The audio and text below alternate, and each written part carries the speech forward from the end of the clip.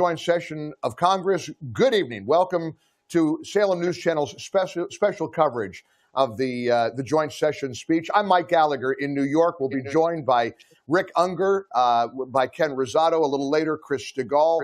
And what a night we are in for, because there could be some fireworks. We might have Democrats at this point throwing tomatoes and eggs at the 45th and 47th president of the United States. We're going to have Republicans who are going to cheer every syllable, and a lot of drama tonight in Washington, D.C. Let's bring in two of our panelists right off the bat. I mentioned Ken Rosato, who is a legendary TV personality from New York. He spent 4 decades as a radio and TV broadcaster, and everybody who's a New Yorker knows Ken Rosato, and we're thrilled to have him join us again tonight on Salem News Channel. And then the sacrificial lamb, the leftist, the progressive, but a pretty common sense progressive, I have to say. Rick Unger is the host of the nationally syndicated radio show, The Rick Unger Show. And I've seen you on Newsmax. I've seen you on Fox News, Forbes, of course. Rick, we welcome you to the conversation as well, because let's face it,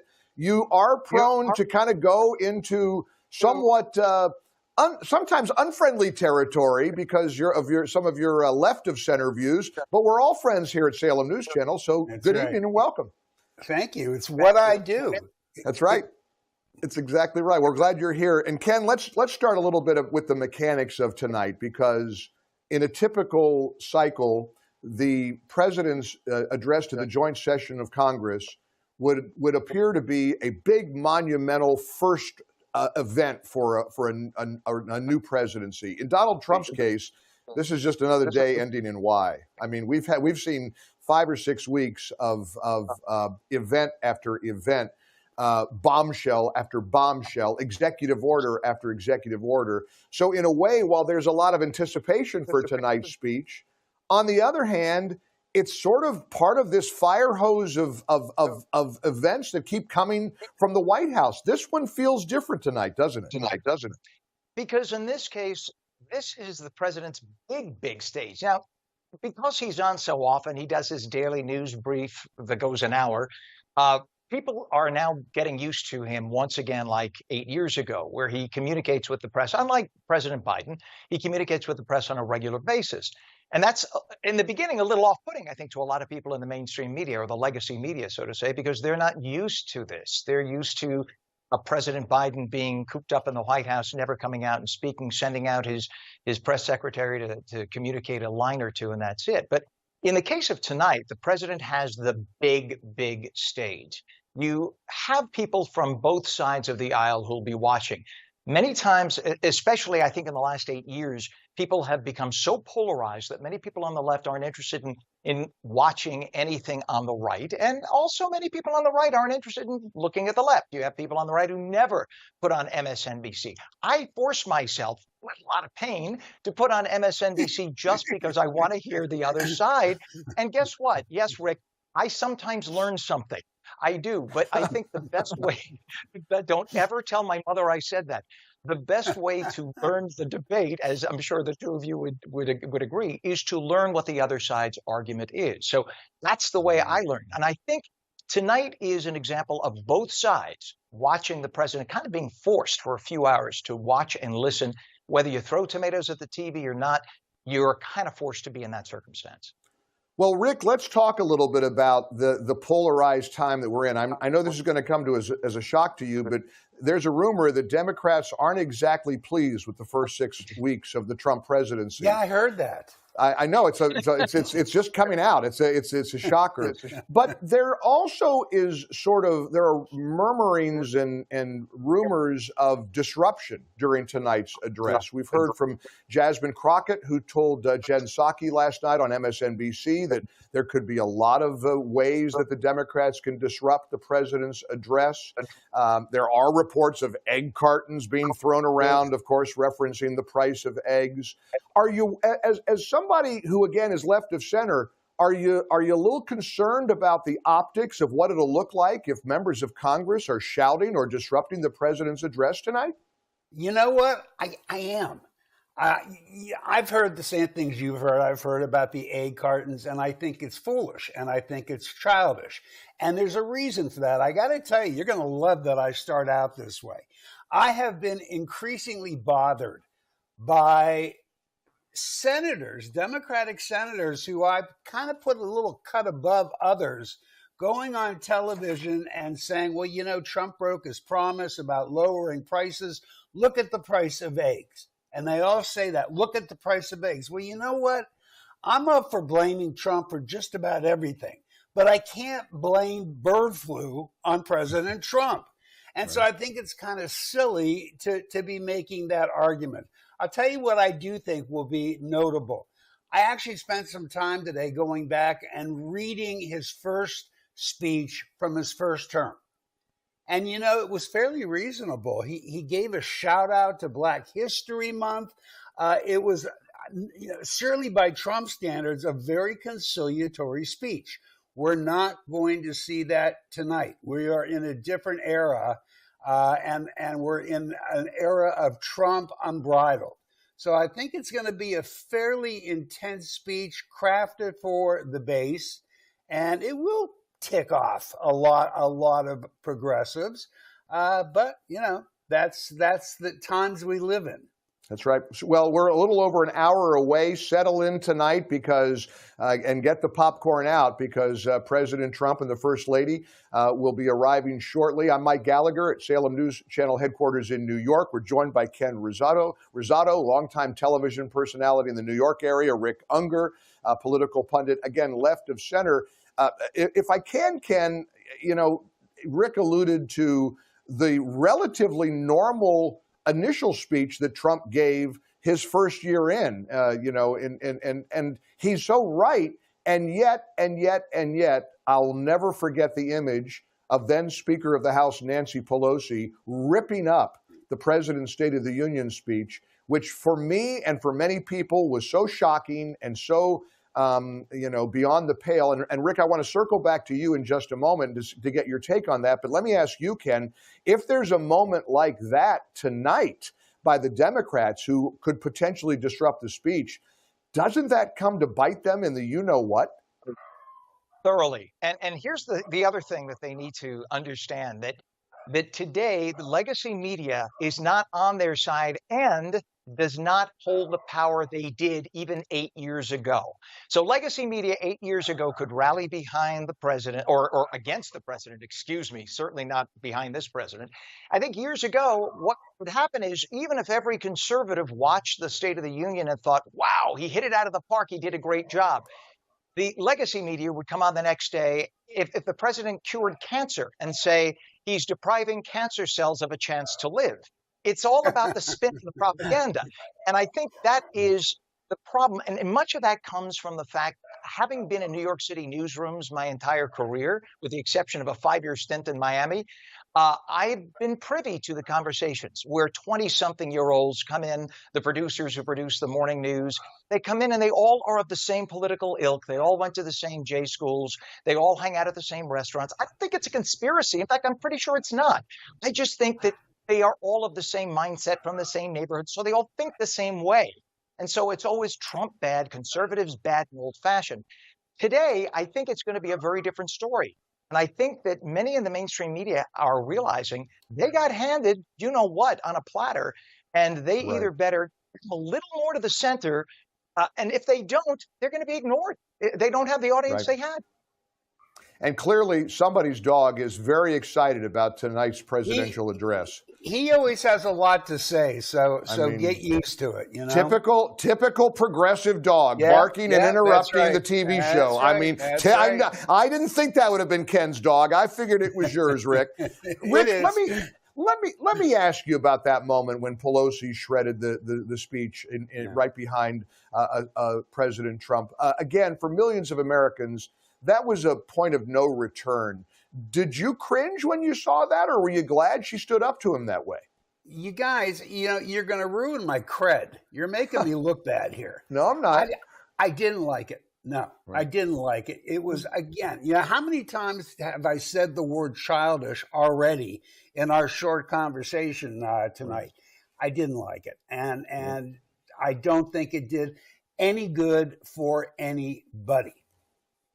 There's a lot that's going to be on the line tonight. A lot of people are positioning President Trump's address as what has been described as the renewal of the American dream. A lot of us are talking about a golden era. We're seeing things that we dreamed of during the 4 years of the Biden administration, border crossings down, a return to the concept of America's sovereignty, law and order, a respect for the military. But of course, look, this is a time when both sides get to spar and analyze everything the president says. Rick mentioned some of the guests that President Trump had before. He's got a very impressive lineup of guests tonight, including an angel mom, the mother of a child who was brutally murdered by someone who had no business being here in the United States. He's got somebody who was returned from Russia, which I think is really important considering the recent Ukrainian dust-up in the Oval Office. We want to get to all of that in just a minute as well. But this is a chance for President Trump to deliver his message to the American people of that renewal of the American dream, a theme that he has hit over and over and over again. That's why that's so important. It's important because legacy media, and I hate to harken back, but legacy media ignores those stories. I remember talking about parents who lost their children overseas, or parents of children who were murdered by illegal migrants here in the United States. And when you talk about that with many on the left, the stories don't get told on MSNBC. Shame on them for not telling the story. I don't even blame my friends on the left for it as much as their source of information. So they totally ignore telling the story. And then when the story gets told at a State of the Union or an address to both houses of Congress, like tonight, suddenly it's new information to the left. Or many people will hear it for the first time and think, no, there's no way this could be true. This is a lie. When no, angel moms exist. And we do have not just one or two, but sadly scores of people murdered by illegal migrants. And the whole concept of, illegal migrants commit fewer crimes in the United States than citizens is baloney. We know it's baloney because the fact is, in most cities where you have sanctuary city status, they don't report whether you are here legally or illegally. So how do you know who committed the crime if they're here illegally or not? Well, in New York City, I had this conversation with the police commissioner several times, and they kind of look at you and they go, wink, wink, yeah, you're right. So we don't know that every crime is being committed by illegal migrants here because they don't mark it down. So when the FBI statistics come out, it looks like, wow, all these crimes were committed, but none of them were committed by illegal migrants. Right. If you don't mark it down on the paper, you don't know who's committing the crimes. That's part of the problem. But it's just really I'm fast. Sorry, go ahead, Ken. And I apologize, Rick, and I promise not to. I'll shut up in a second here. If you use logic, once you're here after 2 years and you don't have working papers, you can't legally get a job. You got to get the money somehow. So I don't necessarily blame illegal migrants. They got to eat. I'm sorry, Rick. Thank you. Go ahead, Rick. That's right. Ahead. So this is where I do start to veer off a little bit. You're absolutely right. He invited some excellent guests. They are certainly going to draw the emotional response that they're intended to draw, and they should draw. No problem with that. But that is not going to be what most of this speech is. A big chunk of this speech is going to be retribution. It's going to be Trump doing I've been so wronged and and now I'm getting even. And I think that is going to do him more harm than good. But Rick, doesn't that make a compelling argument, though, for the millions of people who voted for him for that very reason? There's a real strong belief that the FBI, that the Justice Department, that the courts were weaponized to target this guy. I mean, here in New York City, you know the case. They took a case that had expired due to the statute of limitations, and somehow Alvin Bragg twisted that into 34 felonies. They found a New York City jury that came up with 34 convictions, and a lot of Americans said, come on, if they can do that to him, they could do that to us. Isn't that some part of what his story is, that redemption, that here he is in the Oval Office? I don't believe that because, first of all, you can't pick and choose and say when a jury gives you a decision that you're okay with, it's a good jury. But when they give you a decision that you're not okay with, it's a bad jury. Look, I followed each and every one of these Trump cases really, really, really closely. I actually showed up a few times at the Alvin Bragg trial. I was there. There was nothing out of the ordinary with the way that was prosecuted. Rick, It wasn't. Well, come Mike, on. give me an example. Give me an example. Well, I can give it to you. I mean, the fact of the matter is, you know, that the bookkeeping mistake that was the basis of the entire New York City case would have been a misdemeanor. Alvin Bragg figured out a way to turn it into 34 felony charges. Again, it had expired due to the statute of limitations. But it was Go ahead. You make an assumption, Mike, that you can't make in law. You use the word a bookkeeping mistake. Right. How do you know it was a mistake? How do you know it wasn't? Well, the evidence showed that it wasn't, and that's what we go by in courts of law. But sadly, I'm a lawyer, and I've spent many, many, many years in courtrooms. It's evidence, and the evidence was there. It was not a mistake, according to the evidence. Evidence can be wrong, but it was the evidence just the same. Ken, it strikes me that Rick is arguing a point that, you know, a technical aspect of the law that is not being accepted by the majority of Americans. Americans feel, we believe in our hearts, that the courts were weaponized against this guy. They've tried to bankrupt him. They've tried to put him in prison. Look, Ken, isn't it fair to believe that if he hadn't won the presidency, he'd be rotting in a prison cell? There's no question. Here, let me just say this, Rick, and I know you're going to say he never would have gone to prison. Rick, what aboutisms? Here's a whataboutism. What about Hunter Biden? The guy didn't pay taxes at all for years, and then when he gets caught, we paid the taxes. There's the perfect example. I completely agree. And Hunter Biden, but for having received a pardon from his father, Hunter Biden would have gone to jail. So I don't disagree with that. Right.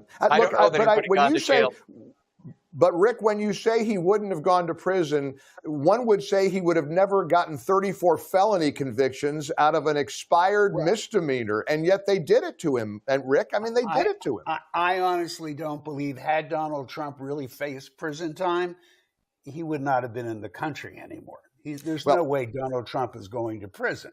And in terms of how the American public reacts to that, I can't tell you you're wrong that all played a role. But I think it played less of a role than you might think. Because honestly, I think if the Democrats had put up a different candidate, not Joe Biden, I don't think Donald Trump would be president today. But all right, let's explore that in the 2 minutes or so we have left. I'll start with you, Ken. We'll do a little bit of a lightning round. Ken, what do you think was the single most compelling reason that Donald Trump took all the swing states, won the popular vote, won the Electoral College? What do you think was the thing that did it for President Trump? I think the vast majority of the country, independents, they're fair-minded people. Americans are fair-minded people. And when they see what they clearly see as a justice system weaponized against a human being, they know that is not what America's supposed to be. And I think everybody felt like they were the victim, Donald Trump. And they know that, listen, he's a billionaire. That's the only way that he was able to get through this, as a billionaire with money, and he could sustain it. Anybody else, because I remember friends saying, if only the governor of Florida were the nominee, then he would have been better because he wouldn't have had all the baggage. No, he wouldn't have been able to defend himself. And I think DeSantis would have been in jail. That's true. So, I think fair to say that you believe, Rick, you believe it was the Democrat candidate quality. Kamala Harris just wasn't going to get across the finish line. I think that was the primary reason. And I have to ask the question quickly. I know we're short on time. Was the government weaponizing against Donald Trump when they found all that stuff at Mar-a-Lago that he shouldn't have had, and they gave him 30 chances to send it back? Let's answer that coming up. Mike Gallagher, Rick Unger, Ken Rosado, they're returning those boxes, by the way, to Mar-a-Lago. I know they are. There's a new sheriff in town. The 47th president is about less than an hour away from tonight's address. Stay with us. Salem News Channel's coverage continues. The president's address to the joint session of Congress. We're glad you're with us.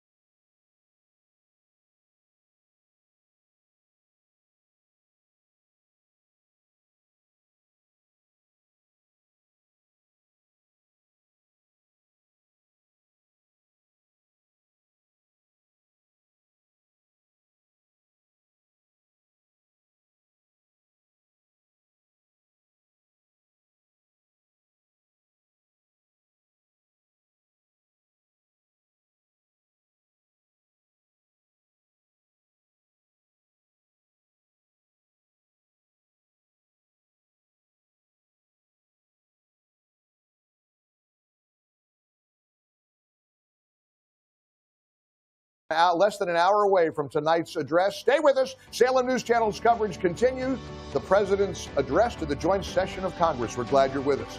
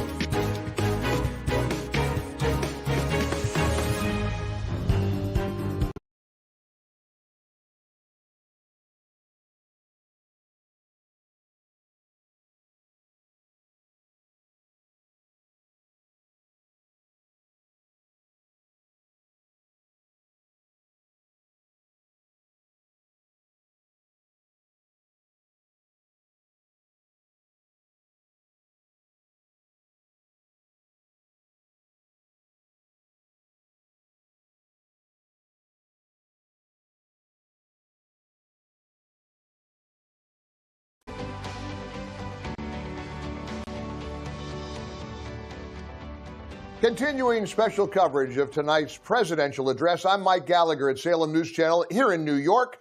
We've been visiting with Rick Unger and Ken Rosado. We're about to be joined by another special guest. Look, this is going to be a big night.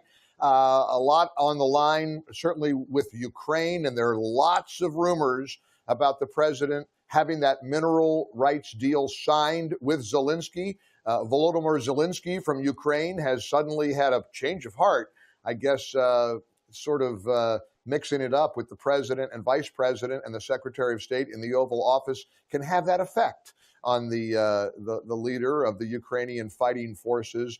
President Trump, of course, expected to address that issue as well. So he's got a lot on his plate domestically, foreign policy, and we've got some of the best minds in the business kind of breaking it down for you tonight. We're a little around 45 minutes away from President Trump's address to the joint session of Congress. Chris DeGaulle is a legendary morning radio host, first from Kansas City and then Philadelphia, and now on the Salem News Channel, where Chris is our morning host. You know, guys, we've had all this little bit of musical chairs. Hugh Hewitt was the longtime morning host on the Salem Radio Network and Salem News Channel for years.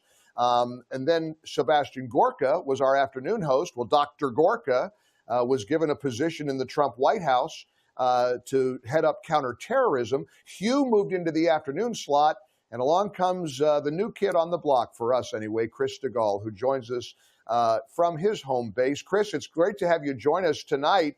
Big night tonight. I mean, you know, MAGA world's going to be expecting big things, and maybe the Democrats are going to throw tomatoes and egg cartons at him. Who knows? Are you ready for the drama?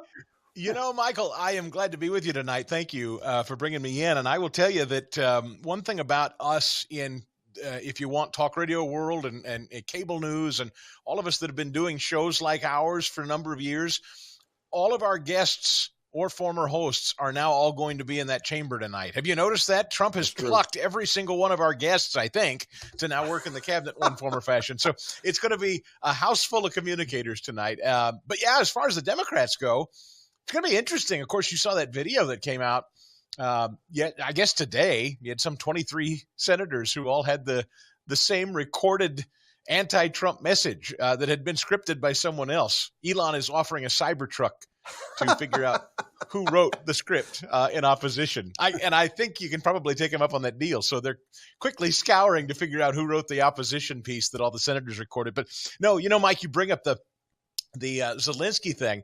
I think, and correct me if I'm wrong here, but with the kerfuffle that happened on Friday, maybe they had a couple of days to think it over. But now with this address tonight, I think Zelensky was really worried that if he didn't get something done by tonight, Trump could cement something really bad on the global stage, and he wanted to get in front of that tonight. Well, certainly, President Zelensky is now telling Trump the time had come to make things right. Our meeting in Washington, he said, it did not go the way it was supposed to be, he wrote on X. It is regrettable that it happened this way. It is time to make things right. We would like future cooperation and communication to be constructive. Chris, I want to start with you, and then I want to bring in Ken and Rick, who will put an exclamation point on this, because our audience is not real inclined to want to continue to give Zelensky a blank check.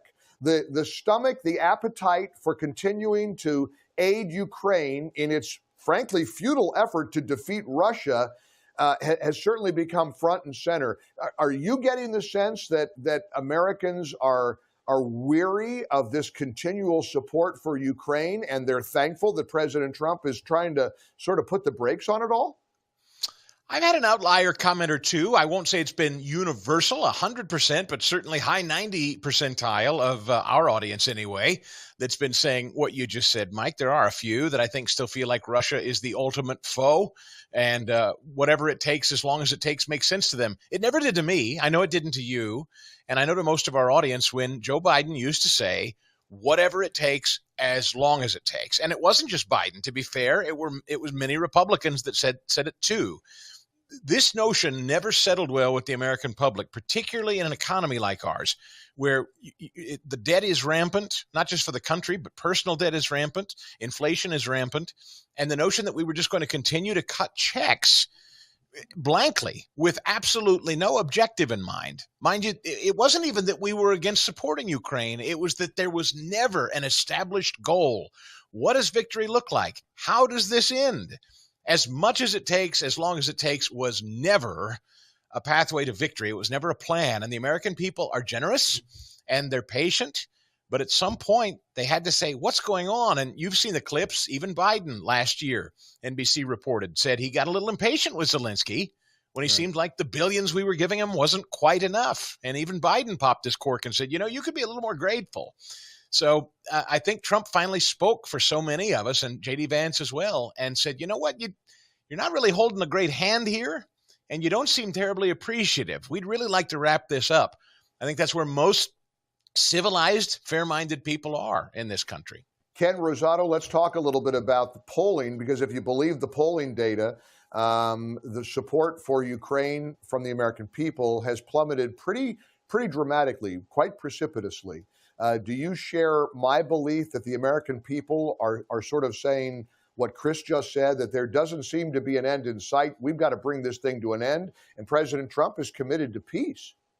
Yeah, and I think the American people, knowing how many millions have died in this conflict, and the fact that Russia has now put many of its citizens into Crimea, so that it's no longer just a territory that is loaded with Ukrainians. There are now many Russians there speaking Russian, and so it's not the same territory. I think the idea that they are fighting and killing so many people for that little tiny stretch, maybe it's not so tiny, but that stretch of Crimea, it comes to a point where you just have to come to an end. Now, the funny thing is, though, the few people that I have found who are still in support of this war going on are people on the extreme left, not mainstream Democrats, and not people slightly to the left of that. It's the extreme left. The very same people who 40 years ago would have been the anti-war protester hippies wearing the rainbow T-shirts screaming war must come to an end.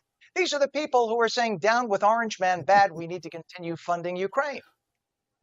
Ken, let me just hand it off to Rick here for just a moment, because, I saw a statistic the other night that it is believed that maybe 80% of support for Ukraine from Americans come from people who hate Trump. if you did a Venn diagram, it would be kind of hard to find a lot of Trump supporters who are all on board with this endless war. Do you think that the support for Ukraine is propelled by Democrats and progressives and anti-Trump people in the Republican Party, certainly the so-called neocons? Or do you think people genuinely believe that we got to be all in for Ukraine no matter what? Well, you just named an awful lot of Americans with all of the groups you just mentioned. Sure. Look, this is another example of short-term versus long-term. Ken, I got to say, you talked about, is it worth it for that small strip of land that's Crimea? You know what? If that was your home, I'll bet you would think it was worth it. It may not seem worth it when you don't live there, but to those people, it's worth a great deal. What happened Friday was, from a short-term political perspective, probably pretty good for Trump. In fact, the polling that I've seen, people love that, the whole tough guy thing, right? Right. But right. And by the way, hang on real quick, Rick, if I may. President Trump has now entered the Beast outside the portico of the White House, getting ready to take the short drive over to address Congress. President Trump, accompanied by First Lady Melania Trump. The Beast is now pulling out of the White House. Of course, that impressive motorcade, and Chris and I were just in Washington, D.C. a couple of weeks ago, guests at the White House, where we did some special broadcasts and talked to key administration officials. There is nothing like watching the president go from point A to point B. It is a massive undertaking with involving hundreds and hundreds and hundreds of people. And so the motorcade has now just departed the White House, headed for his speech. Sorry, Rick, I didn't want to just mention that. Totally understand. So what I was saying is it's the short term versus the long term. Short term, probably pretty good politically for the president to act tough like that. Long term, this is not how America has conducted foreign policy. Now, you can always say maybe our foreign policy would be better if this was how we conducted foreign policy. But you know what? The smart money says no. This is not how you do it. You don't bring in an ally and belittle him. Because forget that ally, what you end up doing is telling the rest of the world, oh, so this is how America works. This is how they treat their friends. They bring them in front of the media and they make them, or try to make them, look like fools. It was a very, very bad move from that point of view. Nobody should be shocked that Zelensky issued the statement that he did today, because he is dependent on the United States. And the United States has got to realize it is in its long-term interest to stand up for Ukraine. It's not because we have some overriding love for Ukrainians or Europeans in general. It's in our best interest. Okay. Just the same as supporting NATO continues to be in our best interest, and I won't be surprised if this president pulls us out of that. Now, Chris DeGaulle, I want you to go gentle on our resident liberal over here, Rick Unger, because I suspect you have a different characterization of the way things unfolded in the Oval Office, and I suspect that you would take a different approach, my friend. Yeah, well, the thing about it is, it's not as though Trump and J.D. Vance just decided to dogpile on poor, literal President Zelensky. No, I think they did do that. That's how it ended up, but he had it coming, and I'll tell you why. This was the third attempt to sign this deal, and the third time that he told these folks behind closed doors that they had a deal, and he decided to do a dog and pony show, a little rope-a-dope, per the counsel of some Democrats who got in his ear and said, you go in there and you tell Trump what for, and you show him up. And that's going to give you a little street cred back at home. And so he decided, why not? He's an actor, too. He's got a little showboat in him, too. I appreciate that. He thinks he can go toe-to-toe with Trump and showmanship. So he did a little rope-a-dope with Trump. And Trump and J.D. Vance called him on it. He acted in bad faith, Rick. That's the problem. It's one thing if this just blew up into something ugly for no good reason, but that was bad faith. He basically said that no matter what deal they struck, it wasn't going to be good enough, and it wasn't going to stop Putin, and that frosted this president and this vice president, and they called him out on it. And he's going to get as good as he gives if that's the way he wants to play it in public. How would you react if you were meeting with somebody who called you a dictator not a week before. He's not a dictator. Now, the president's friend, Mr. Putin, is. How would you react if the president keeps lying and saying that the United States has given them $350 billion more than Europe when they've given him about half of that amount of money and less than Europe? What's he supposed to do? I mean, how much do you want this guy to just take it? Well, as long as we're the primary check cutters, he'll take it as long as he'll have to take it. I mean, you can call me anything you want, but don't call me late to dinner. That sums it up. That is not a foreign policy. Yeah, but but that's the reality. We are the banker. We're the Ukrainian banker, and as long as we continue to cut the checks, as long as it takes, as much as it takes. But you're going to have to swallow some indelicacies and realize, by the way, the political capital in this entire game, from Trudeau and his little tantrum today to Zelensky's little tantrum on Friday, there are three men in these scenarios. Only one of them has the political capital and the muscle and the cards to play right now, and it's Donald Trump. And guys like Trudeau and Zelensky had better realize they're not only not particularly popular domestically, they're not even popular at home. Right. Trump's holding the cards. Yeah, Ken, hang on. Ken, let's talk a little bit about what Scott Jennings said this week over on CNN, which was a perfect observation. All Zelensky had to do was show up, smile, say thank you, President Trump, sign the mineral rights agreement, have lunch, and go home. And it would have gone splendidly. There's a big belief, and I believe this strongly, and I wonder if you do, Ken, as well. I believe that folks like Susan Rice and Antony Blinken were prepping Zelensky, and we're sending him in there to essentially set Trump up, try to make him lose his cool, scuttle the deal, and make it look like, and all Susan Rice wants to do is make Trump look bad. She doesn't have Ukraine's interests at heart. She doesn't have the United States, frankly, interests at heart. Don't you think that was actually indeed a setup, only it was a setup by Zelensky in the Oval Office? No question. In fact, it was a setup, but not Zelensky. Ken, go ahead, Ken. Kept the president waiting. He kept him waiting. He was late for the president because he was meeting with the Democrats. We know that for a fact.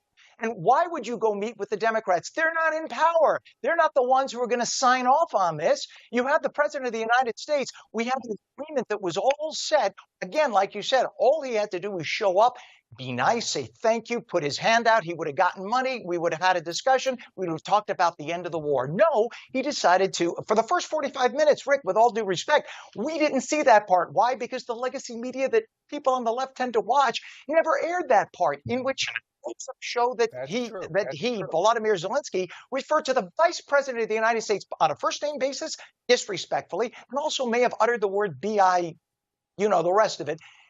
In He's Russian. in the White House getting money from us. Come on. That is what it is. And you want to know what set them off? That's what set them off.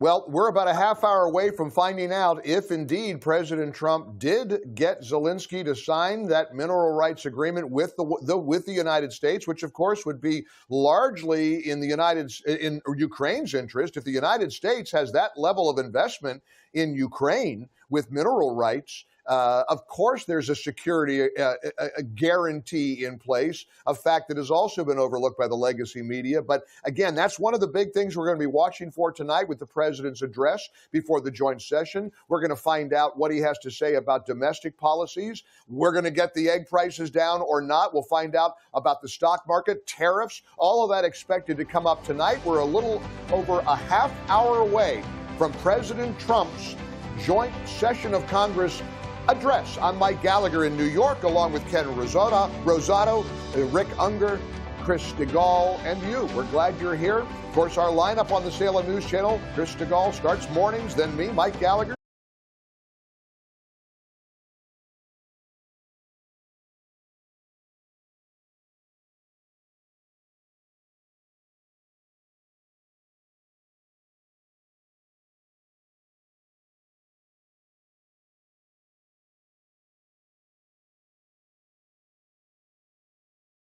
Away from President Trump's joint session of Congress address. I'm Mike Gallagher in New York, along with Ken Rosato, Rick Unger, Chris DeGaulle, and you. We're glad you're here. Of course, our lineup on the Salem News Channel, Chris DeGaulle starts mornings, then me, Mike Gallagher.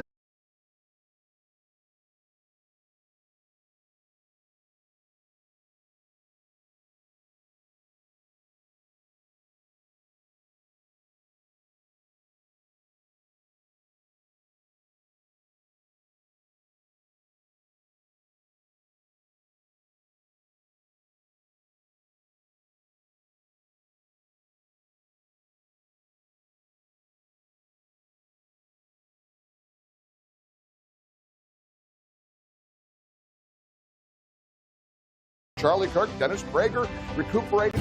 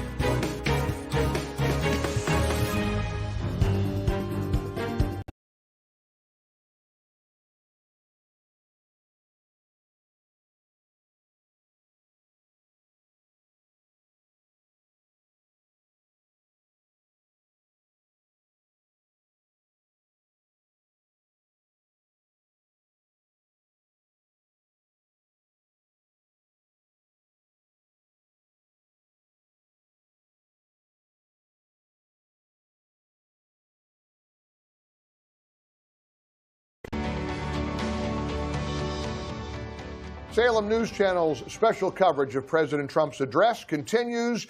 J.D. Vance, as you see, now in the well, greeting members of Congress with a big smile on his face.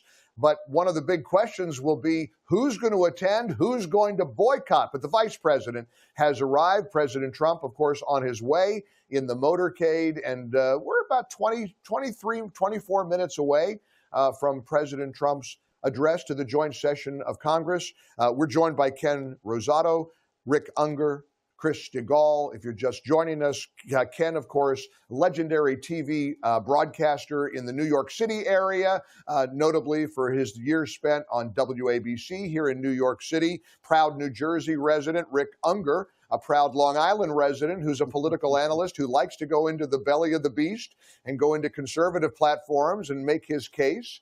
And of course, Chris DeGaulle, our new morning host here on Salem News Channel, who is joining us as well. And of course, Chris is my lead-in. Chris and I are right now engaged in a head-to-head competition for supporting a beautiful ministry called Food for the Poor. So we love the ability that Salem provides. Often on Salem News Channel, we try to reach out to those in need.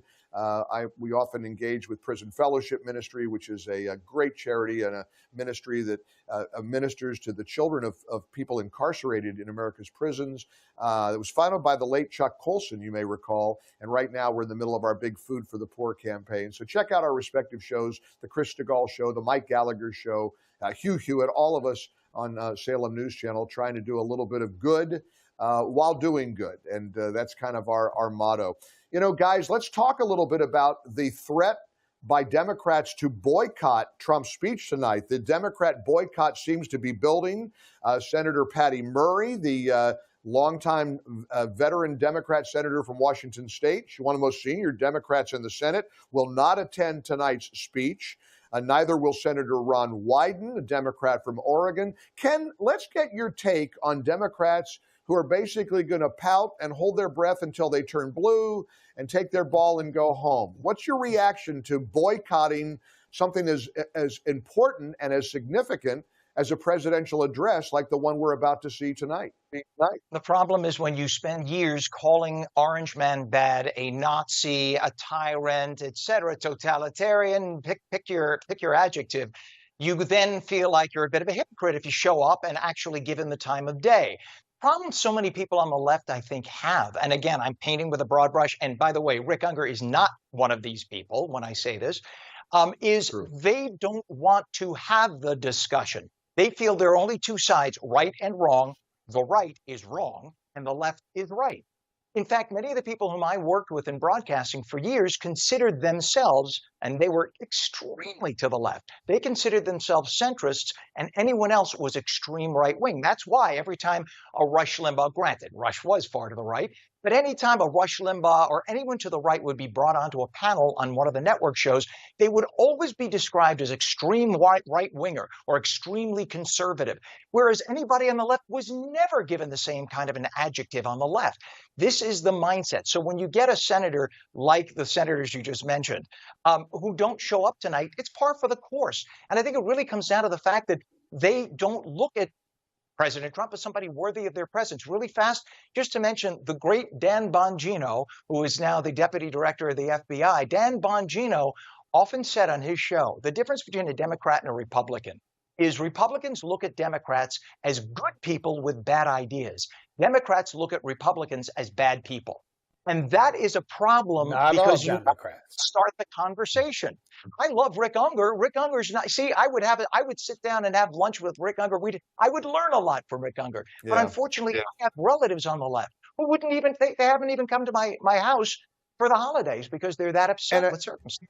And of course, not to blow smoke in your ear, but Rick, that's why we have you here tonight, because we do believe that you present sort of a balance to our points of view. On the other hand, you got to come to terms with the fact that Congresswoman Jasmine Crockett, who is just off the charts, almost rabid with her fierce rhetoric and the cursing and calling President Trump an enemy of the United States of America, frankly, she has become today's Democrat Party standard bearer, has she not?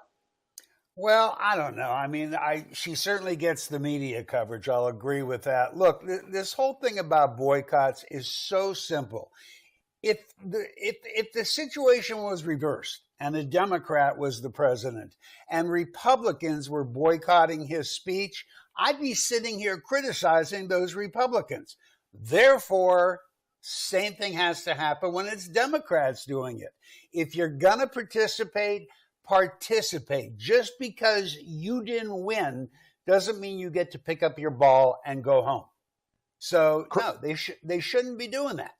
Chris DeGaulle, before you arrived tonight, Rick admitted that we're ruining his cred because he sounds like a reasonable guy, a reasonable Democrat. But let's be real here, Chris. The Democrats have really lost the narrative. They're losing the argument. They're over the top in terms of the antics. I don't think they know how to address this unconventional president. Do you think they're ever going to get their act together? And if they do, what does that look like, Chris? What does it look like? I'll have to think on that for a minute. What I know it doesn't look like is voting stridently, uniformly against an 80-20 issue like keeping biological men out of women's sports. They just handed Donald Trump a huge billy club that he will use tonight as he highlights a woman who was, who sustained severe brain trauma from a biological male spiking a volleyball too hard at her head. She's going to be in the crowd tonight, and he's going to address that. And he's going to point out that every Democrat in the Senate stood with a biological male spiking a volleyball into the head of a woman so severely that she has brain trauma from it. That's a nutty issue. I even heard Harold Ford Jr., who I think similar, Rick, is a reasonable guy. He said, look, this is one I don't understand, my party. I don't know why it's hard for them to get on the right side of this. And it's this reflexive idea that if Trump is for it, I saw a meme going around on social media. You guys probably saw it too. Trump was talking about beautiful oxygen. And then the second frame was a Democrat with a plastic bag over his head, squeezing the air out of it, just because whatever Trump says is good, the reflexive reaction is bad, even when it's an 80-20 issue. And I can't figure that out. Even guys like John Fetterman, who have made a lot of inroads, by the way, in Pennsylvania for trying to sound a little more moderate, a little more reasonable on issues like Israel and the border. On this issue, for whatever reason, he threw in the towel and decided to vote with the rest of the Democrats. I don't get it, particularly those that are coming up for re-election like Fetterman. In the midterms. And speaking of that issue, there's some breaking news tonight to share with you here on Salem News Channel. Federal funding for hospitals across the nation that provide so-called gender transition treatments for people under the age of 19 will remain in place for now because of a federal judge's ruling tonight out of Baltimore. The preliminary injunction issued by Judge Brendan Herson of the U.S. District Court for the District of Maryland blocks the Trump administration effort to withhold funds from hospitals unless they stop providing gender transition treatment to transgender youth. Now, Ken, this is a very, very difficult issue. It's got a lot of layers to it. There's a lot of complicated aspects to this. President Trump has made it very clear that minors should not be given surgery, certainly without the parents' consent. As Chris said, this appears to be an 80-20 issue, and yet it feels like many Democrats have chosen this hill to die on. Does that make sense?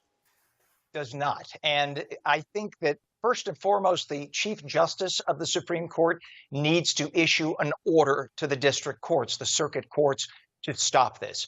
That one circuit court judge has the authority to override the elected president of the United States, elected by a majority of Americans and of course, the Electoral College. So he is the totally legitimately elected president. And then you have, as you mentioned in the polls, this majority issue, this majority opinion. 78%, 80% of Americans come down on the side of President Trump. The idea that one very far left judge in one circuit has the authority to override for the entire country, to override an order, an executive order, is obnoxious. And this has got to stop because it's like whack-a-mole. The minute one circuit judge comes up with a decision and then it gets overturned, another circuit judge comes up. Listen, we can't continue running as a country if all we do is put out little fires like this. The Chief Justice has the authority to come in and overrule this and make it stop. And I think he needs to step in and do that. Mike, let me interject one thing Sure. there, because you said the magic words. You said having that surgery if you're a minor, without the permission of the parent. I personally agree with that completely. But the executive order didn't say that. It withdrew funding from hospitals who provided the surgery, period. Big difference. One is government telling doctors how to practice medicine and hospitals how to practice medicine. The other, we have a lot of things that minors can't do without permission of their parents. So I agree with you on the point, but that's not what the court was overruling. You know, I mentioned. Well, Rick, if I could jump in on that, I'm a parent of a 20-year-old, a 19-year-old, and a 16-year-old. Right. And I get in trouble with the law if I have them over to the house and fill them full of liquor tonight, even though I'm their parent and say they can. And I just want to know, in what sane universe does it make sense that you can't get a kid drunk in your house? You can't have a house party for teenagers with liquor. But you can tell a minor child with your permission that he or she can change their gender, as if that's even a real thing. That's butchery. I mean, in my opinion, that's like knowing your neighbor throws his kid down the stairs with regularity for, disciplinary purposes. It's nuts. This is where it gets tricky, though, because I respect that is your opinion. I genuinely do respect that that's your opinion. But it's not everybody's opinion. There are parents, there are a lot of people in this country who do feel that if their child would be happier as a different gender and they consent to it, that it should be allowed to happen. But Rick, I mean, there are people in this country who believe they should marry off their child brides at 12 years old, too. I'm sure you can find those people, and polygamists as well. But we agree as a civilized society, there's certain things we don't do. There are also people who want to have I take your point, that is but an illness, but yet we don't allow that to happen because we realize that's a mental problem. A very dear friend of mine is a professor of psychiatry, and he says that one of the reasons why the psychological community in the last few years has embraced transgenderism is because of money. Now, that is, of course, just one man's opinion, but if you think about it, if you tell people who believe they are transgender that there's something wrong with them and you should come for treatment, they're not going to come. But if you tell them, I support you, come to me and I'll help back you through your transgenderism, well, then, of course, they're going to come to you. It really comes down, he says, to money. So if you think about it from that perspective, you realize because for 30, 40, 50 years, transgenderism was gender dysmorphia. It was an ailment. Now it's considered just fine. And yes, we should change our sex that we're born with. Come on. What is it? It's a real passionate issue, but also passionate guys. The subject of tariffs. President Trump's 25% tariffs on imports from Canada and Mexico, as well as new levies on Chinese imports, took effect today. Guys, there's no question that President Trump is a firm believer in the sort of the William McKinley style of tariffs saving the day and turning the economy around. Let's start with you, Ken, and go down the line here. Do you believe that President Trump's vision of imposing tariffs on our neighbors to the north and south will prove successful in the long term, or is there enough pushback and enough economic pain in the short term that it's going to be difficult for Trump to get this across the finish line? Money. This would cost Canadians versus Americans. You realize we're the ones carrying the big stick here. We could do without Canadian products. We could do without Mexican products. We could do just fine. They're the ones who actually need our products way more than we need their products. And the cost of a tariff will not impact us in the short or even the long term that much. Now, reality here is that the intention is not to actually cause the tariffs to be raised, because, as you know, the word is now, Lutnick just said earlier today that tomorrow there will be an announcement that there has been an agreement reached with Canada and Mexico. Right. That was Harold Lutnick made that comment earlier today on Fox. So I believe that that's not going to happen. But if the president didn't raise the issue, they wouldn't have come to the table and discussed it. All right. Now, Rick Unger, I can see you smiling. Canada and China took retaliatory action against U.S. products as the tariffs targeting their countries took effect. You Democrats are kind of chomping at the bit over this tariffs thing because I think you're hoping that it kind of blows up in President Trump's face. What do you think is going to happen short term and long term on the issue of tariffs? Well, if they actually happen, I actually agree with Ken. I think we'll probably see it resolved pretty quickly. So I've never been too shook up about this. It's a negotiating technique. But if it does happen, I do have to disagree with Ken, because while you may be right that we can live without Canadian products and Mexican products, not so sure about Chinese products. Retaliation. You know very well that the Canadians and the Mexicans and the Chinese are going to do it to us. And that is going to really hurt a lot of our, particularly Midwestern farmers. So there is a big price to pay. Again, it's short-term versus long-term. But I do agree that this is all academic, because I don't believe these things are really going to happen. All right, Chris, Rick used the term negotiating tactics on the part of President Trump. It's otherwise known as the art of the deal. And I think you would agree with me entirely. That he did right.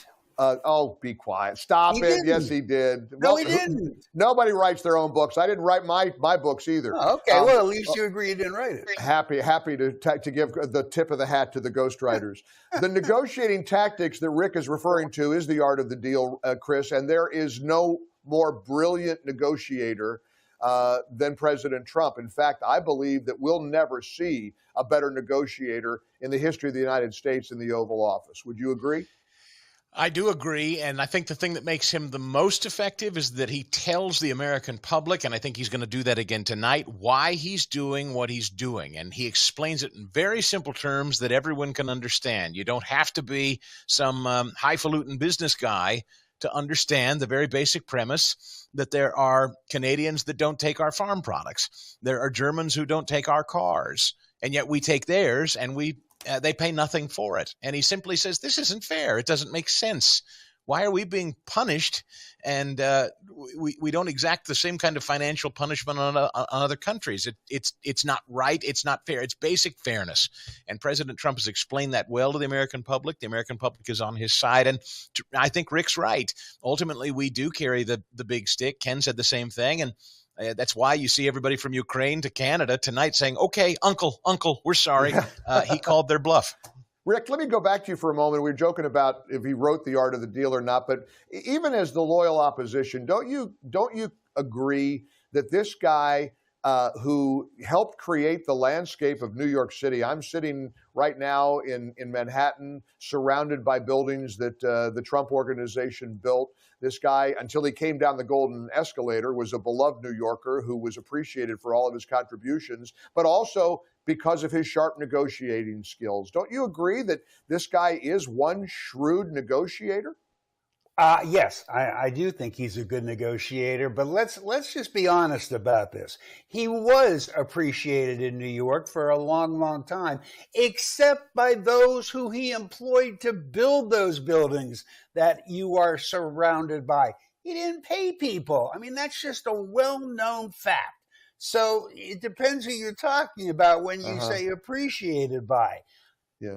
Ken, I know that's a narrative that anti-Trump forces love to tell. It's not an you can't do that. You can't say that. Ken Rosato, you're a New York.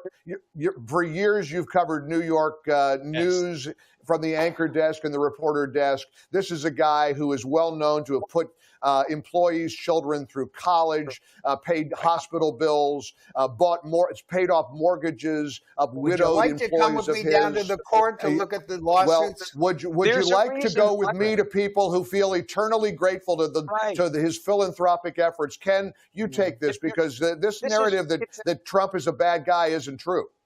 It's about the art of the deal, Rick. This is what he used to do. Is if a bad deal or what Trump perceived as a bad deal was negotiated by one of his underlings or by himself, in order to get the deal rectified, what he would do is withhold payment. Many companies withhold payment 3, 4, 5 cycles. He would withhold payment and say, "Okay, you just put in $1 billion of work into this building, but I think that was not quite the material that I wanted. So I'll tell you what, knock off $100 million. Guess what? If they wanted to get paid, they did it." It's a shrewd businessman. That's not a criminal. He did pay all those people eventually, but that's the way he did. That's why he's a billionaire. It's not accurate. It's not accurate. You're right. It's one thing to say, hold on. Hang on. Go ahead. It is one thing to say, first of all, I don't object as a matter of morality to renegotiating. Renegotiating is fine. But what you're talking about is going in at a certain point saying, we got to knock a little bit off this because it isn't working right. This isn't working right. No, there are countless people. And I really will. I will take you down to the Supreme Court in New York and show you, and not to mention Atlantic City, and show you the volumes of lawsuits that were filed by people who were completely, utterly, 100% stiff by Trump. All right. And incidentally, those lawsuits are absolutely SOP for so many big businesses in New York and beyond. It's the cost of doing business, and it's not okay to ignore all the great things that he's done for his employees for many, many years. And again, you can't ignore all the philanthropic efforts of President Trump on behalf of a lot of his employees. Incidentally, we just saw a shot of Melania Trump in the well. She's in her seat right now. Speaker Johnson at the podium. Melania in a beautiful, beautiful, elegant gray outfit.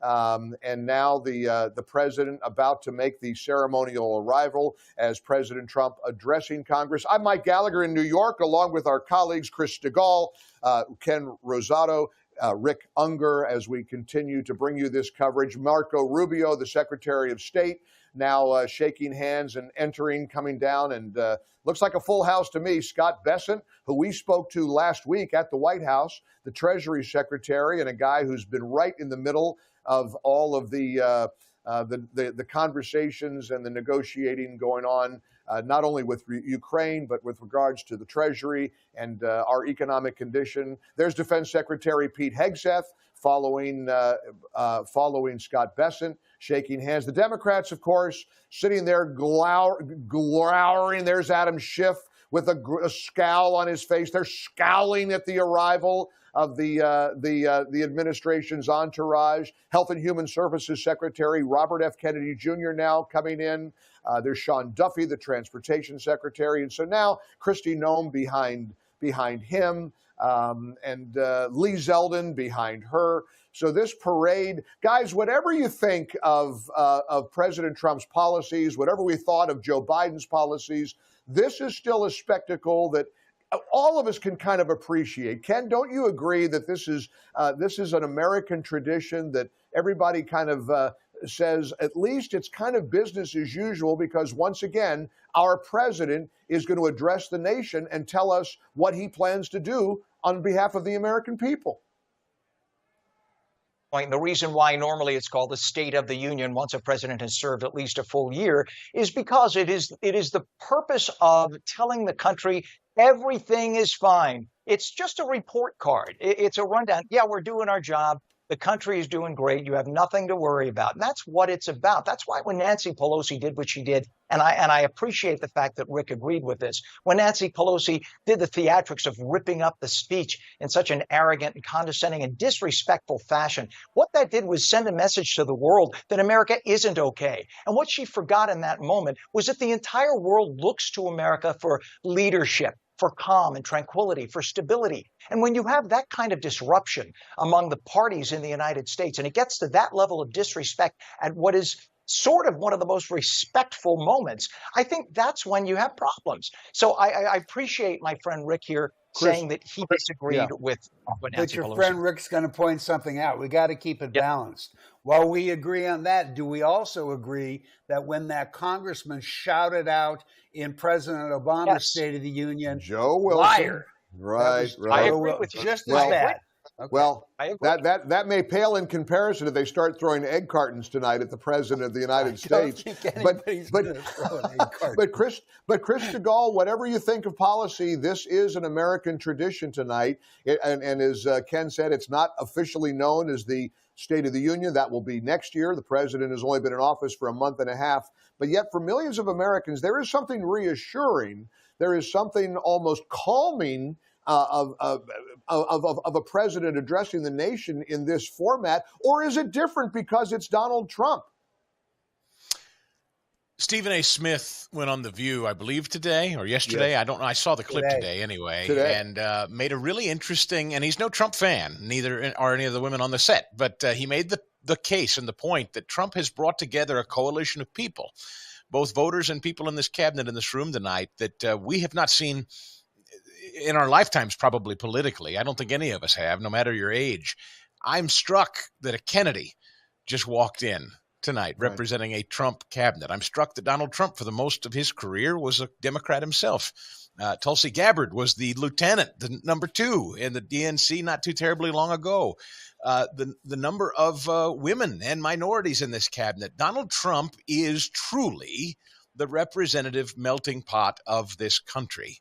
And he won an election that reflected just the same. And so, yes, I think the American public waits with bated breath to feel like here's a guy that speaks for all of us in an honest, straightforward way. And I think that he has most of the American public with him still. I don't see a poll that suggests they've slipped at all. And they're hopeful. I mean, he has some borrowed time. I will say, Mike, we were talking about this today on my show. I don't know how long the American people are patient with an economy that's troubled. Right. He's done some amazing things with tariffs that are going to bring home factory jobs and new manufacturing projects that in a couple of years are going to really bear fruit. But in the short term, what are people feeling in their wallets? I don't know how charitable and patient the American public will be with them on that. So I assume he'll address that tonight. But other than that, I think this country's loaded for bear for more Trump.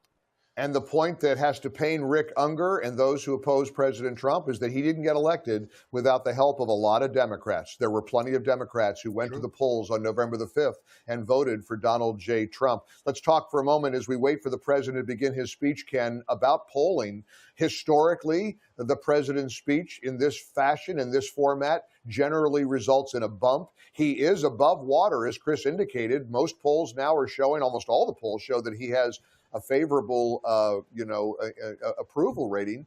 Do you expect that's going to expand? Will he get a bump from tonight's speech? I think he will. I think as long as he spells out the forward plan to keep this economy moving or improving, as the case may be. And I think that is essential. And more importantly, I think for a lot of, and yes, it sounds like I'm stereotyping here, but for female voters, female citizens in this country, what they tend to look for is security. When I worked in television news, I remember the one thing that we used to get when we did our research, audience research, is the typical stereotypical mom, they would say in air quotes, at 25 to 50 years old, wants to know that things are safe, that there is security. This president has to demonstrate that this country will get a grip on crime, that we will have a society that will once again come together, etc. Those are all the messages that have to be spelled, and the president has to do so with confidence without ruffling too many feathers on the left. You know, this is, you mentioned polling, Rick.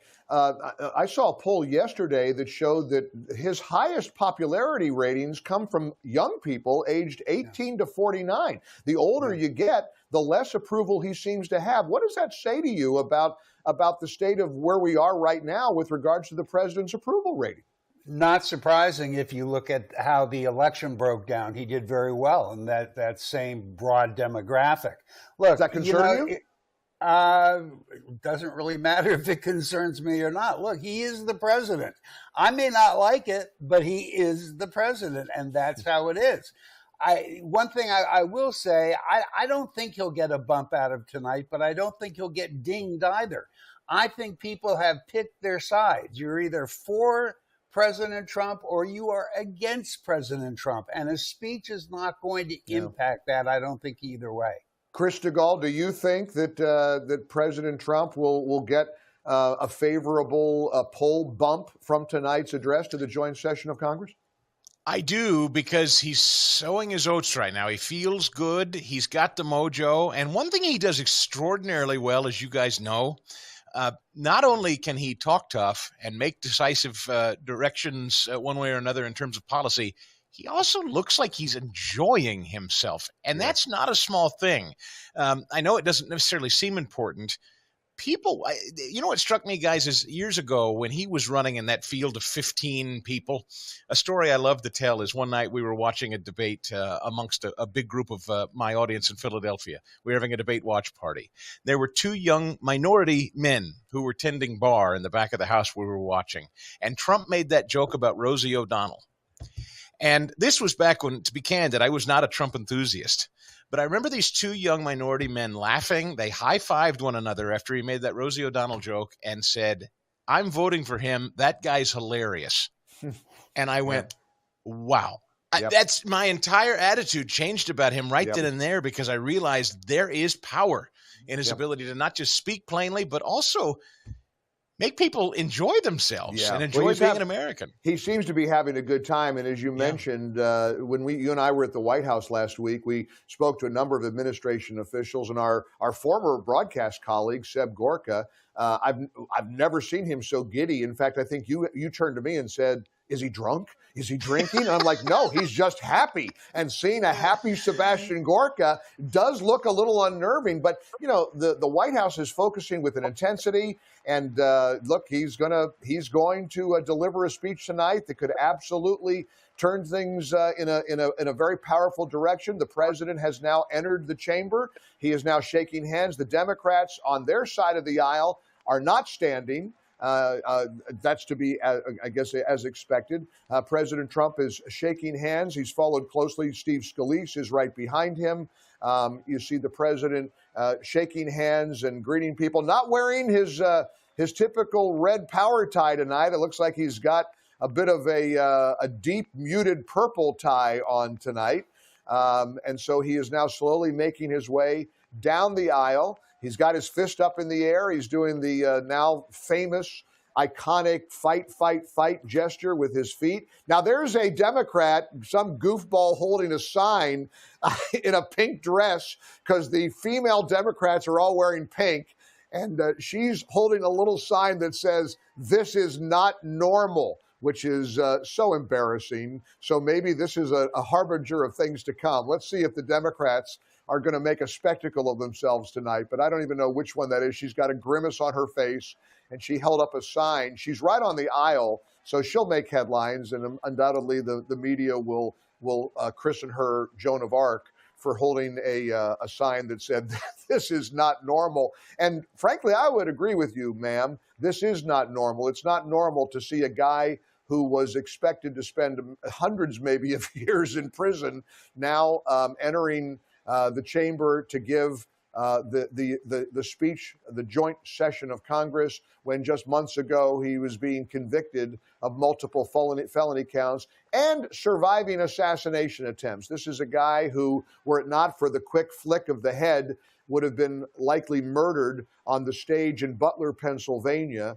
And oh, what a journey the American people have been on from that fateful time in Butler, Pennsylvania, to tonight, his triumphant return to Washington, D.C., and the 45th and now 47th President of the United States about to deliver his big address to the joint session of Congress. He's continuing to shake hands and make his way up to the podium. A big rousing ovation from the right side of the chamber, of course, not so much from the left side. And we shall see as you settle in to watch President Trump's address here on Salem News Channel, if the Democrats will carry on. Now President Trump is politely greeting the justices of the Supreme Court. There's Chief Justice John Roberts, Brett Kavanaugh, Amy Coney Barrett. They all are cordially smiling at him. He's shaking their hands and they're nodding in agreement with one another. That's sure to infuriate Trump haters, wondering what they're talking about.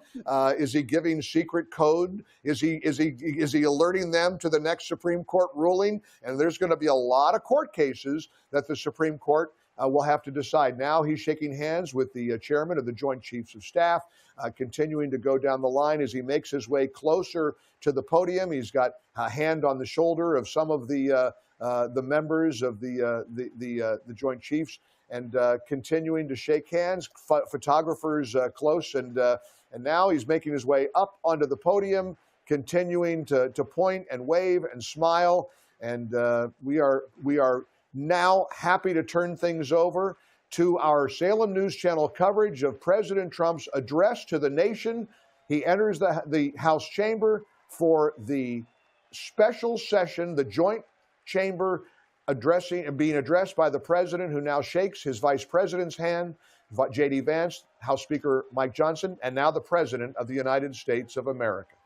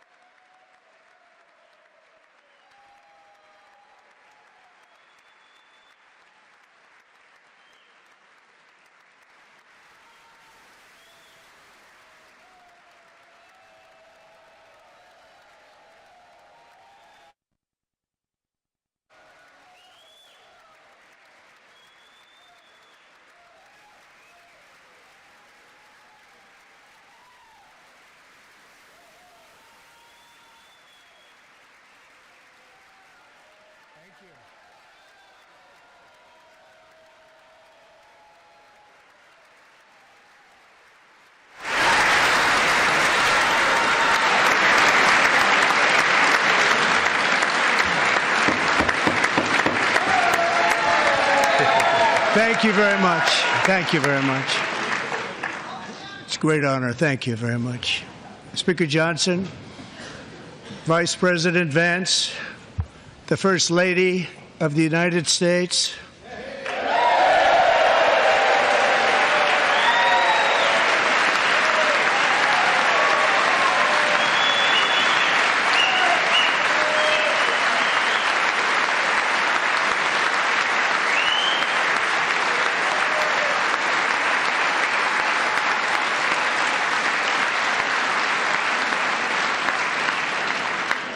members of the United States Congress, thank you very much. And to my fellow citizens, America is back.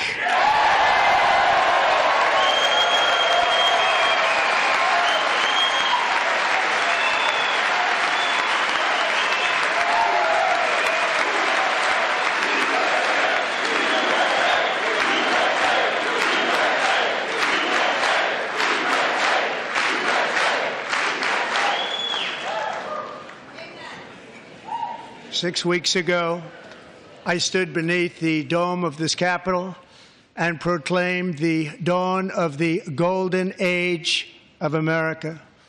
From that moment on, it has been nothing but swift and unrelenting action to usher in the greatest and most successful era in the history of our country. We have accomplished more in 43 days than most administrations accomplished in 4 years or 8 years, and we are just getting started.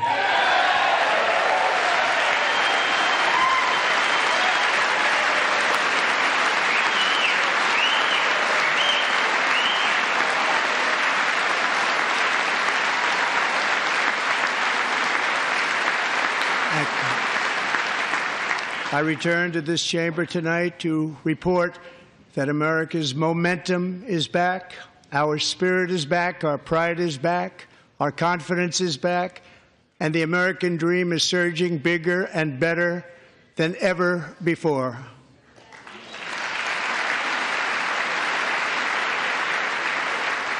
The American dream is unstoppable, and our country is on the verge of a comeback, the likes of which the world has never witnessed and perhaps will never witness again.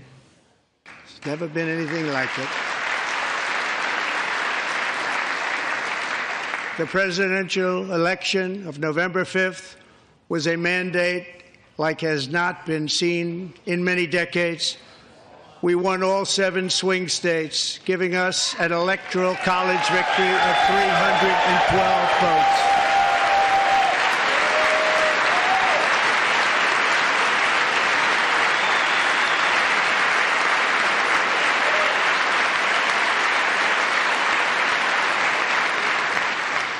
We won the popular vote by big numbers and won counties in our country.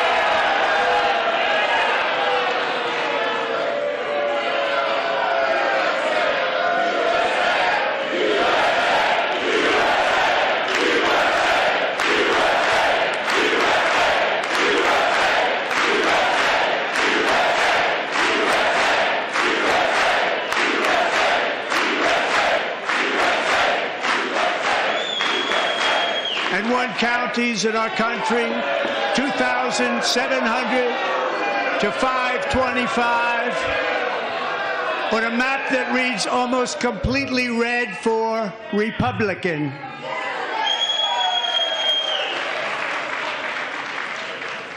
Now, for the first time in modern history, more Americans believe that our country is headed in the right direction than the wrong direction. In fact, it's an astonishing record, 27-point swing, the most ever.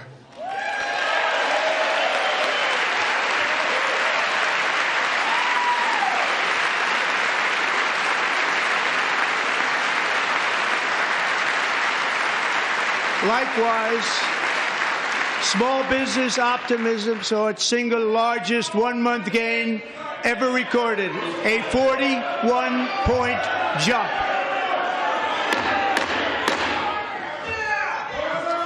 Members are directed to uphold and maintain decorum in the House and to cease any further disruptions.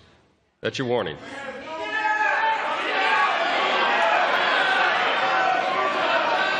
Members are engaging in willful and continuing breach of decorum, and the chair is prepared to direct the Sergeant-at-Arms to restore order to the joint session.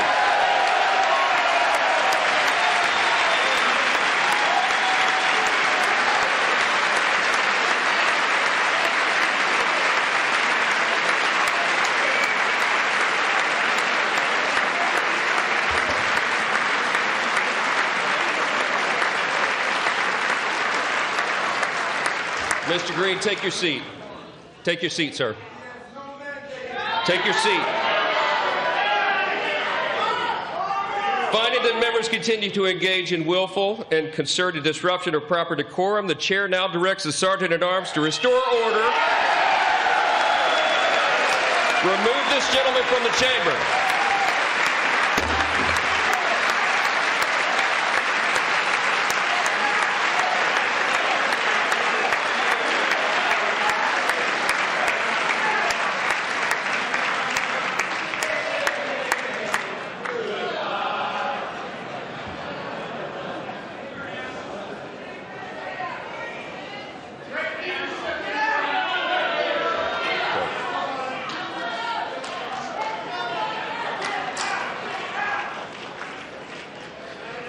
Members are directed to uphold and maintain decorum in the House. Mr. President, you continue. Thank you. Over the past 6 weeks, I have signed nearly 100 executive orders and taken more than 400 executive actions, a record to restore common sense, safety, optimism, and wealth all across our wonderful land. The people elected me to do the job, and I'm doing it.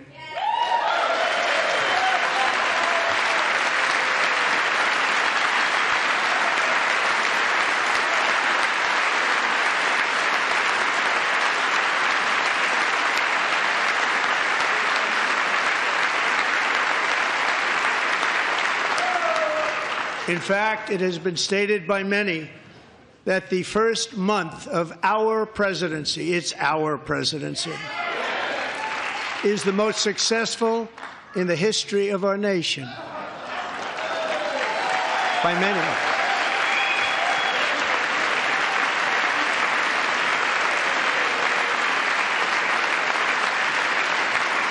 And what makes it even more impressive is that, do you know who number 2 is?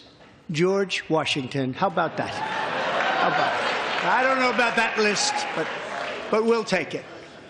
Within hours of taking the oath of office, I declared a national emergency on our southern border, and I deployed the U.S. military and Border Patrol to repel the invasion of our country. And what a job they've done. As a result, illegal border crossings last month were by far the lowest ever recorded, ever.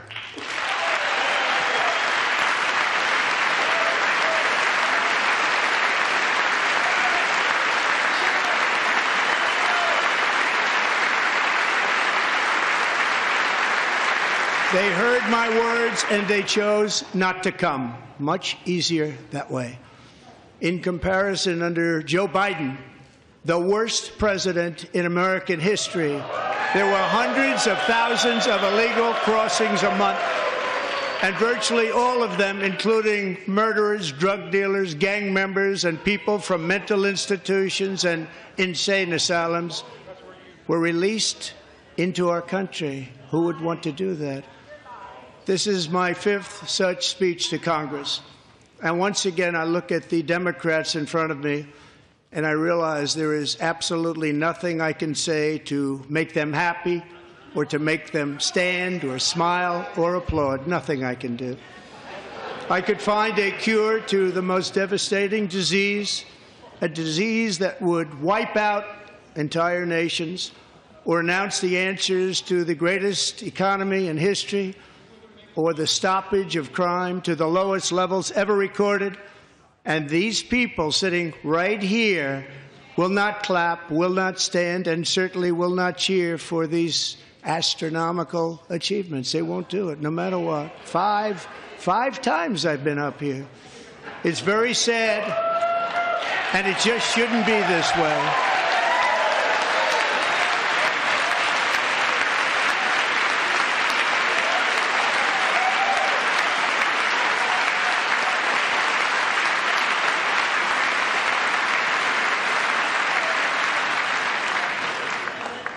So Democrats sitting before me, for just this one night, why not join us in celebrating so many incredible wins for America?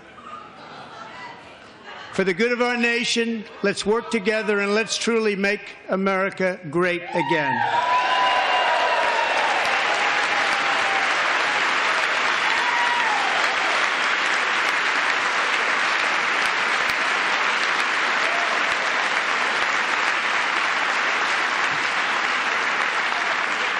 Every day, my administration is fighting to deliver the change America needs to bring a future that America deserves, and we're doing it.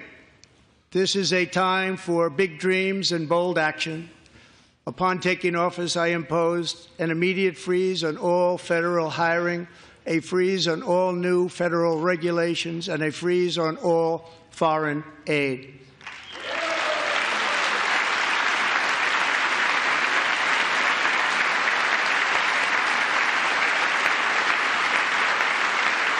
I terminated the ridiculous Green New Scam.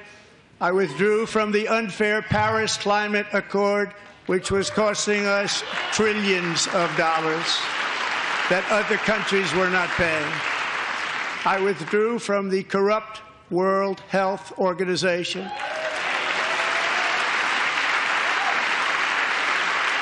And I also withdrew from the anti-American UN Human Rights Council.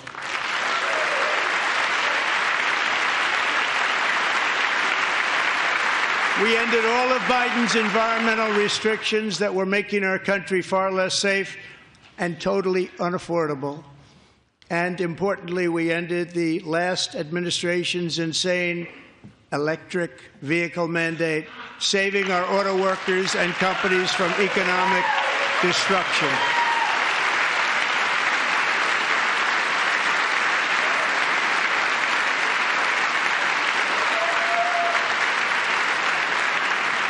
To unshackle our economy, I have directed that for every one new regulation, 10 old regulations must be eliminated, just like I did in my very successful first day.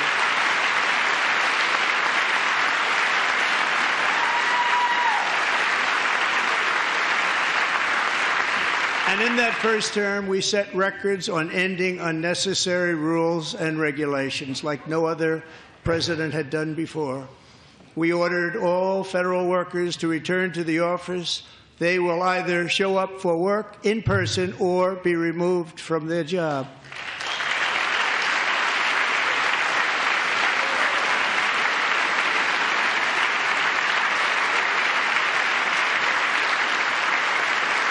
And we have ended weaponized government where, as an example, a sitting president is allowed to viciously prosecute his political opponent, like me. How did that work out? Not too good. Not too good.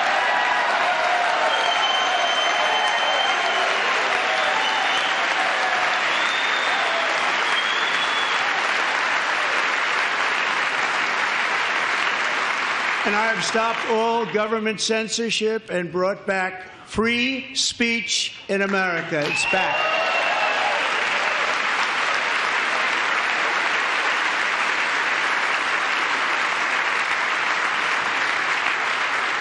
And 2 days ago, I signed an order making English the official language of the United States of America.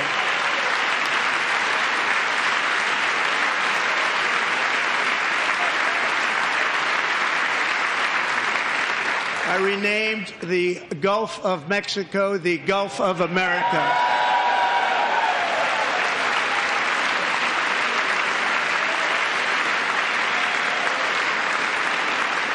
And likewise, I renamed, for a great president, William McKinley, Mount McKinley again. Beautiful Alaska. We love Alaska. We've ended the tyranny of so-called diversity, equity, and inclusion policies all across the entire federal government and indeed the private sector and our military. And our country will be woke no longer.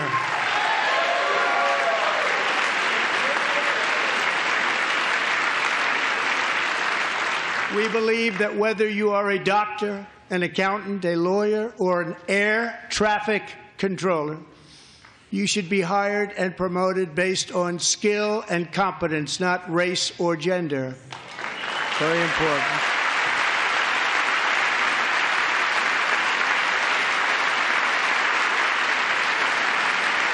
You should be hired based on merit.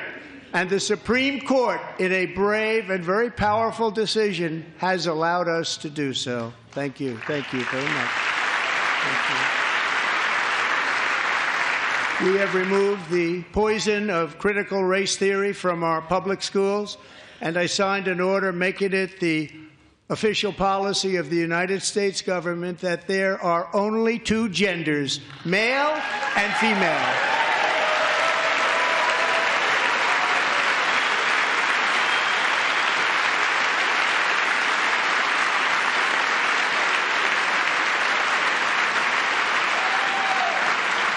I also signed an executive order to ban men from playing in women's sports.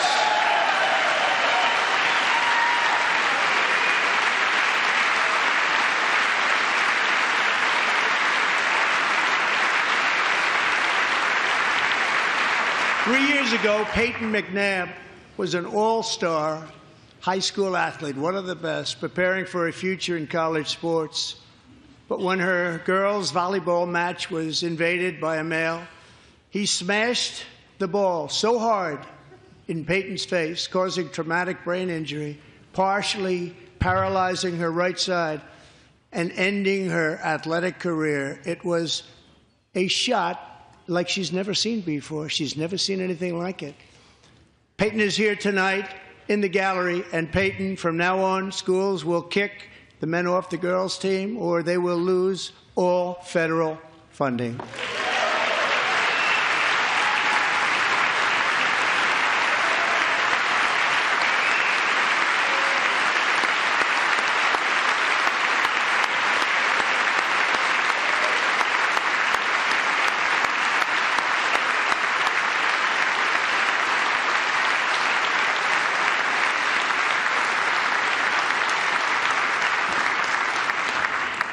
And if you really want to see numbers, just take a look at what happened in the women's boxing, weightlifting, track and field, swimming, or cycling, where a male recently finished a long-distance race 5 hours and 14 minutes ahead of a woman for a new record by 5 hours.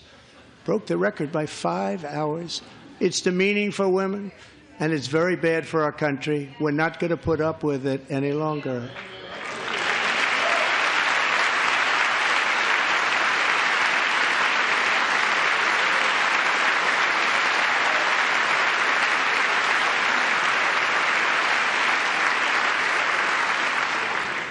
What I have just described is only a small fraction of the common sense revolution that is now, because of us, sweeping the entire world.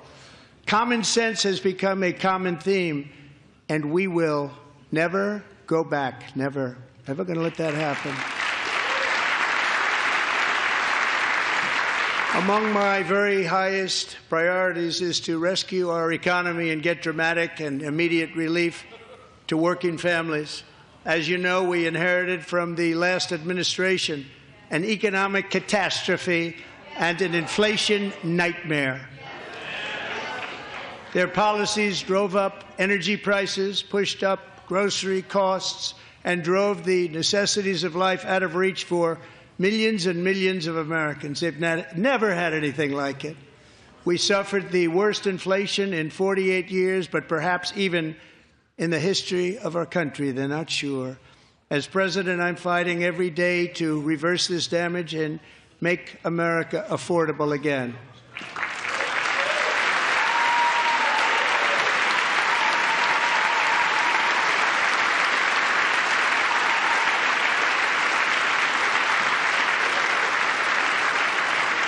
Joe Biden especially let the price of eggs get out of control. The egg price is out of control, and we're working hard to get it back down. Secretary, do a good job on that. You inherited a total mess from the previous administration. Do a good job.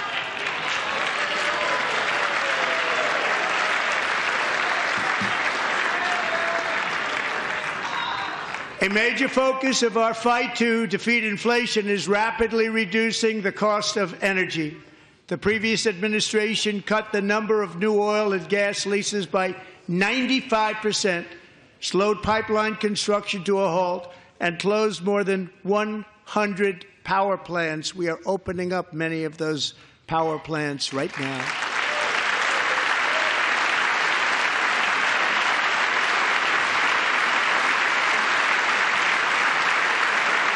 And frankly, we have never seen anything like it.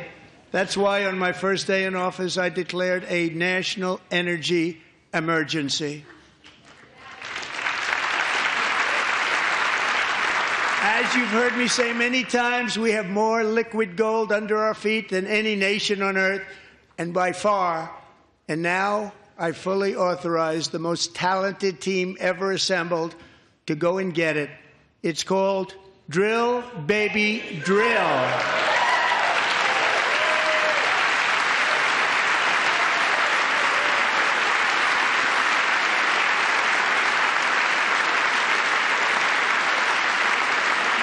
My administration is also working on a gigantic natural gas pipeline in Alaska, among the largest in the world, where Japan, South Korea, and other nations want to be our partner with investments of trillions of dollars each. There's never been anything like that one. It will be truly spectacular. It's all set to go. The permitting is gotten. And later this week, I will also take historic action to dramatically expand production of critical minerals and rare earths here in the USA.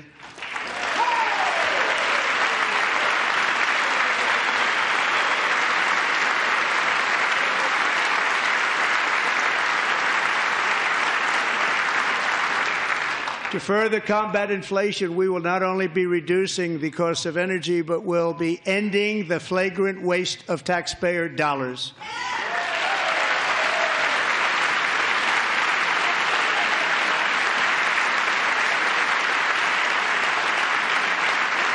And to that end, I have created the brand new Department of Government Efficiency, DOGE.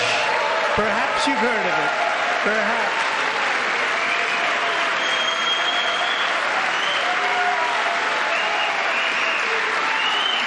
Which is headed by Elon Musk, who is in the gallery tonight.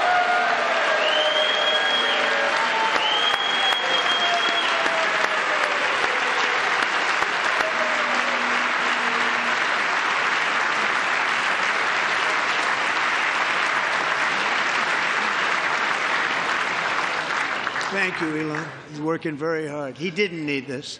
He didn't need this. Thank you very much. We appreciate it. Everybody here, even this side, appreciates it, I believe. They just don't want to admit that. Just listen to some of the appalling waste we have already identified. $22 billion from HHS to provide free housing and cars for illegal aliens. $45 million for diversity, equity, and inclusion scholarships in Burma.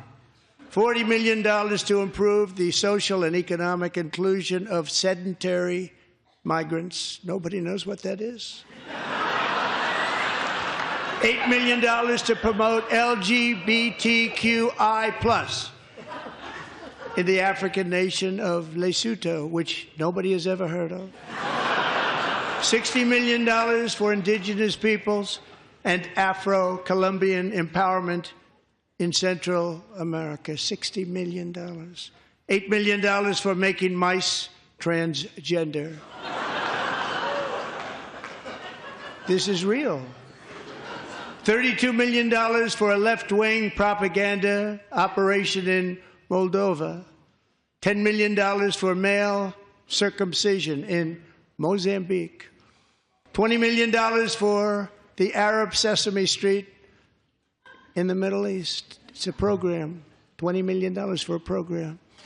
$1.9 billion to recently created Decarbonization of Homes Committee, headed up, and we know she's involved. Just at the last moment, the money was passed over by a woman named Stacey Abrams. Have you ever heard of her? A $3.5 million consulting contract for lavish fish monitoring. $1.5 million for voter confidence in Liberia. $14 million for social cohesion in Mali. $59 million for illegal alien hotel rooms in New York City. He's a real estate developer. He's done very well. $250,000 to increase vegan local climate action innovation in Zambia. $42 million for social and behavior change in Uganda.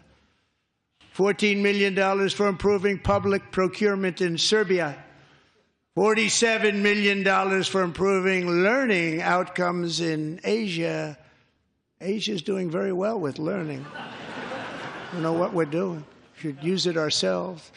Now, $101 million for DEI contracts at the Department of Education, the most ever paid, nothing even like it. Under the Trump administration, all of these scams, and they're far worse, but I didn't think it was appropriate to talk about them. They're so bad. Many more have been found out and exposed and swiftly terminated by a group of very intelligent, mostly young people, headed up by Elon, and we appreciate it. We found hundreds of billions of dollars of fraud.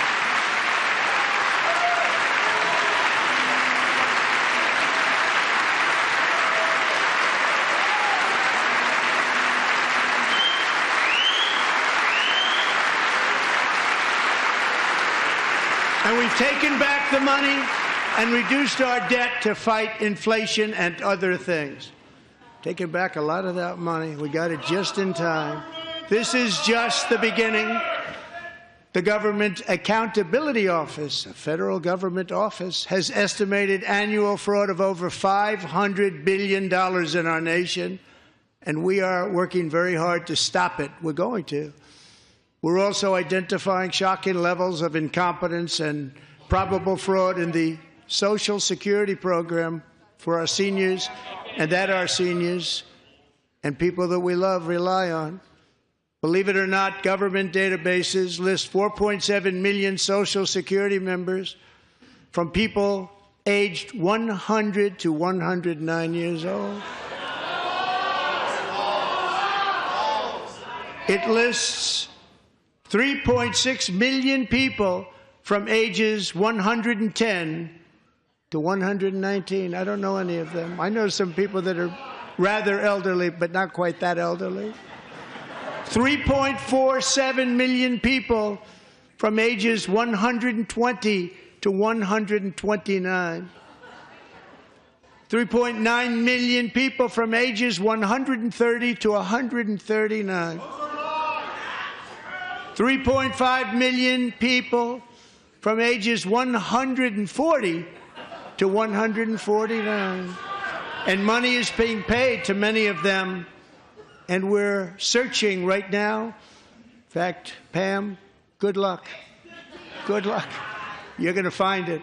But a lot of money is paid out to people because it just keeps getting paid, and nobody does, and it really hurts Social Security and hurts our country. 1.3 million people from ages 150 to 159, and over 130,000 people, according to the Social Security databases, are age over 160 years old. We have a healthier country than I thought, Bobby.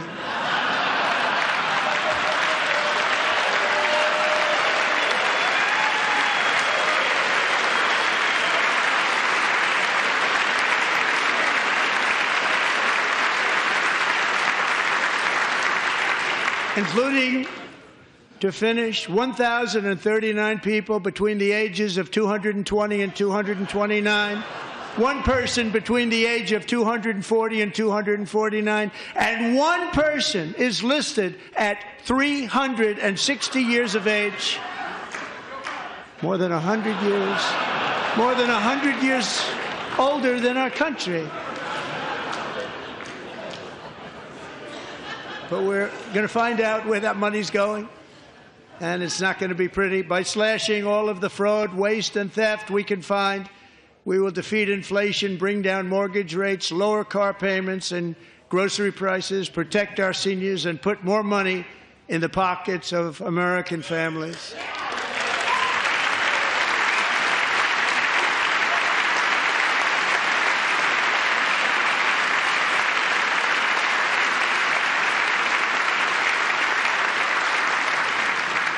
And today, interest rates took a beautiful drop, big, beautiful drop. It's about time. And in the near future, I want to do what has not been done in 24 years, balance the federal budget. We're going to balance it.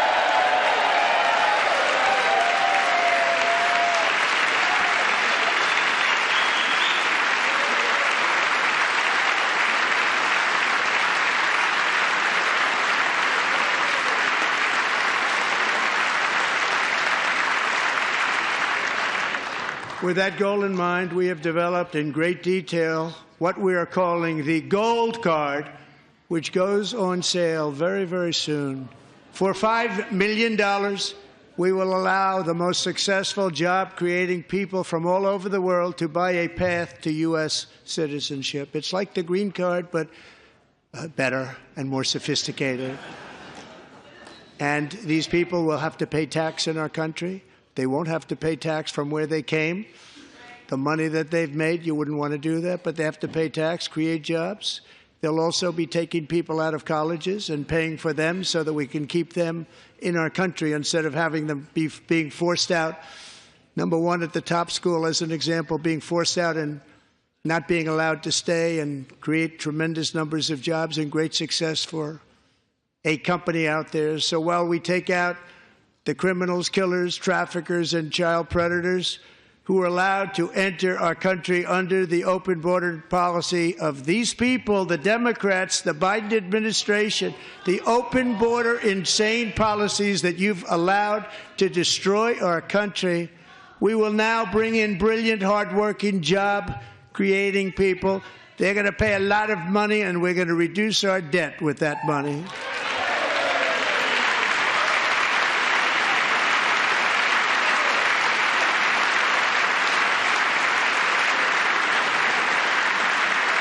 Americans have given us a mandate for bold and profound change. For nearly 100 years, the federal bureaucracy has grown until it has crushed our freedoms, ballooned our deficits, and held back America's potential in every possible way. The nation founded by pioneers and risk-takers now drowns under millions and millions of pages of regulations and debt. Approvals that should take 10 days to get instead take 10 years, 15 years, and even 20 years before you're rejected. Meanwhile, we have hundreds of thousands of federal workers who have not been showing up to work. My administration will reclaim power from this unaccountable bureaucracy, and we will restore true democracy to America again.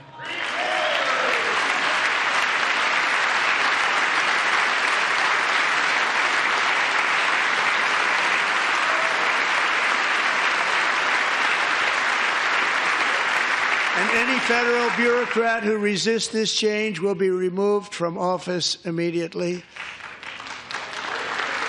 Because we are draining the swamp. It's very simple. And the days of rule by unelected bureaucrats are over.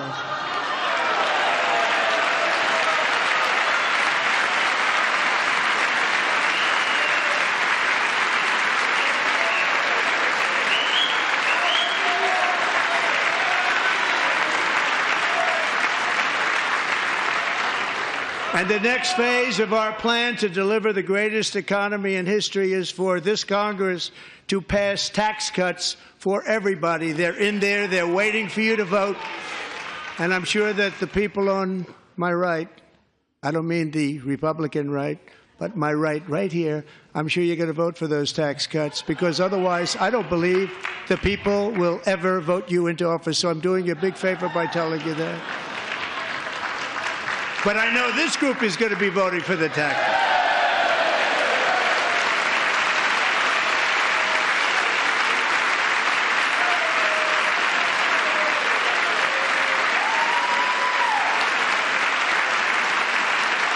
Thank you. It's a very, very big part of our plan. We had tremendous success in our first term with it. A very big part of our plan. We're seeking permanent income tax cuts all across the board. And to get urgently needed relief to Americans hit especially hard by inflation, I'm calling for no tax on tips, no tax on overtime, and no tax on Social Security benefits for our great seniors.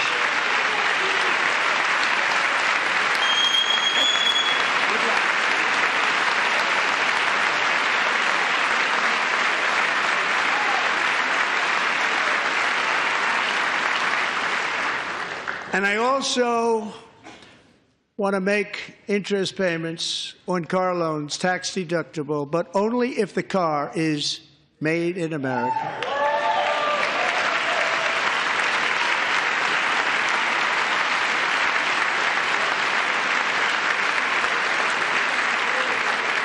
And by the way, we're going to have growth in the auto industry like nobody's ever seen. Plants are opening up all over the place. Deals are being made.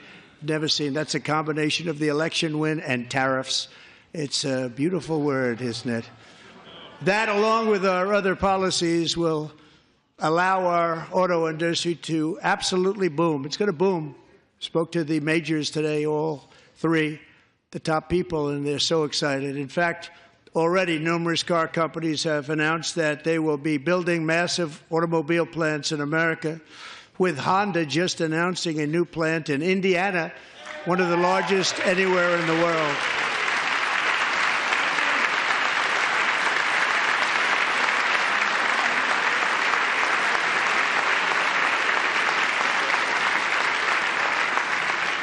And this has taken place since our great victory on November 5th, a date which will hopefully go down as one of the most important in the history of our country.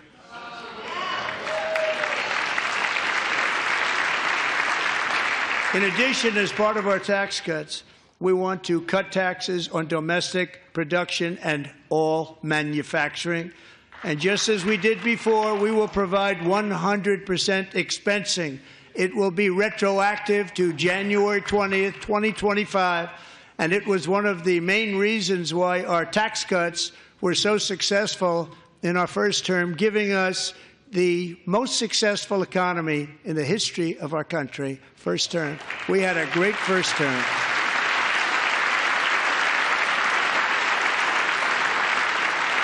If you don't make your product in America, however, under the Trump administration, you will pay a tariff, and in some cases, a rather large one.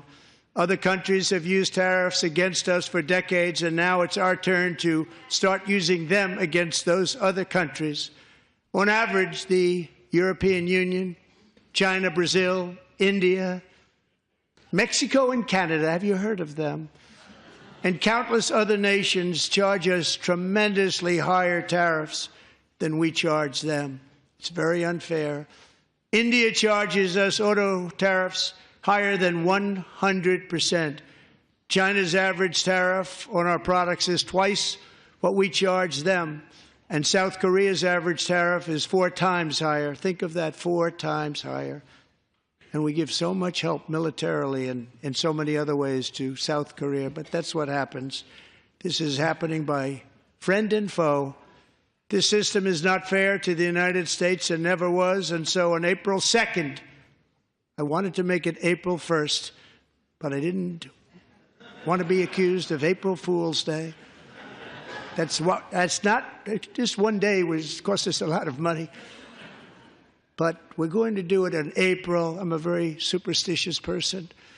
April 2nd, reciprocal tariffs kick in.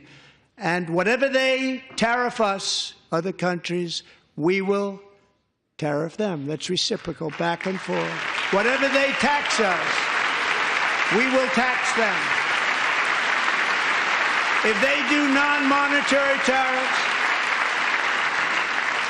to keep us out of their market, then we will do non-monetary barriers to keep them out of our market. There's a lot of that, too. They don't even allow us in their market. We will take in trillions and trillions of dollars and create jobs like we have never seen before. I did it with China and I did it with others, and the Biden administration couldn't do anything about it because there was so much money they couldn't do anything about it. We have been ripped off for decades by nearly every country on earth, and we will not let that happen any longer.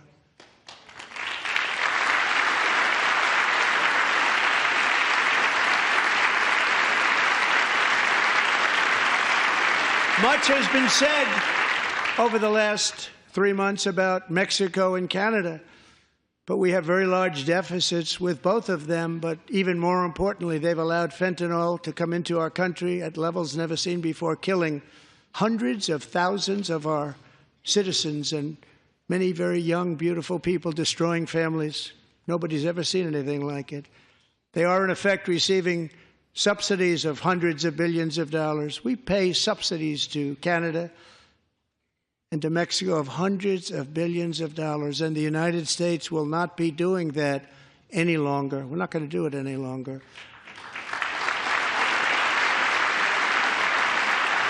Thanks to our America First policies we're putting into place, we have had $1.7 trillion of new investment in America in just the past few weeks. The combination of the election and our economic policies that people of SoftBank, one of the most brilliant anywhere in the world, announced a $200 billion investment. OpenAI and Oracle, Larry Ellison, announced $500 billion investment, which they wouldn't have done if Kamala had won. Apple announced $500 billion investment. Tim Cook called me. He said, I cannot spend it fast enough. It's going to be much higher than that, I believe. They'll be building their plants here instead of in China. And just yesterday, Taiwan Semiconductor, the biggest in the world, most powerful in the world, has a tremendous amount, 97% of the market, announced a $165 billion investment to build the most powerful chips on earth right here in the USA.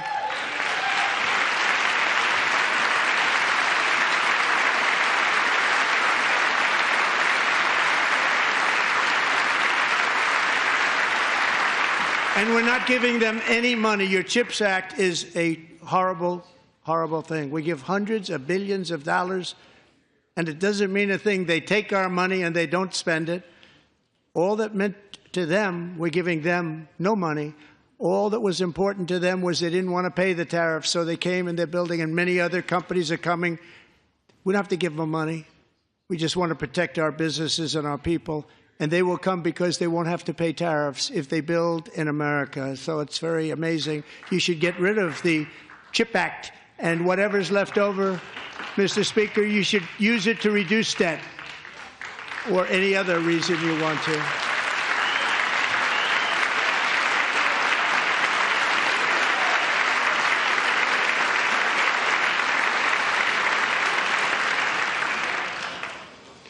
Our new trade policy will also be great for the American farmer. I love the farmer.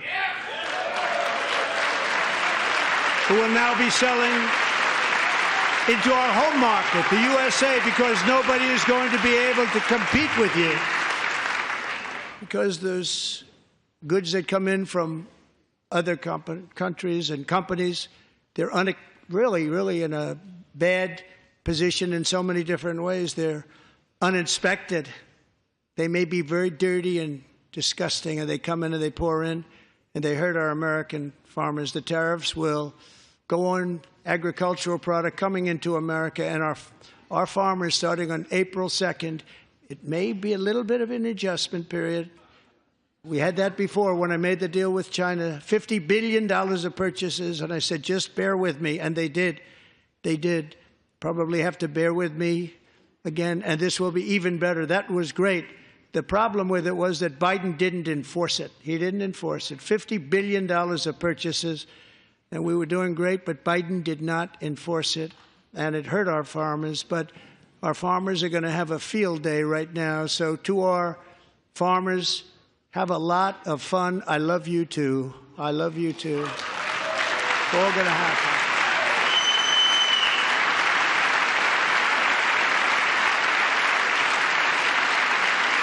And I have also imposed a 25% tariff on foreign aluminum, copper, lumber, and steel, because if we don't have, as an example, steel and lots of other things, we don't have a military, and frankly, we just won't have a country very long.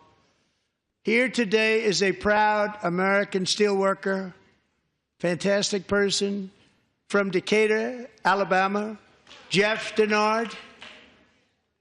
Has been working at the same steel plant for 27 years in a job that has allowed him to serve as the captain of his local volunteer fire department, raised 7 children with his beautiful wife, Nicole, and over the years provide a loving home for more than 40 foster children.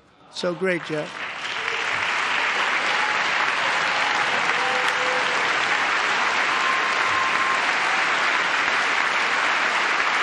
Thank you, Jeff.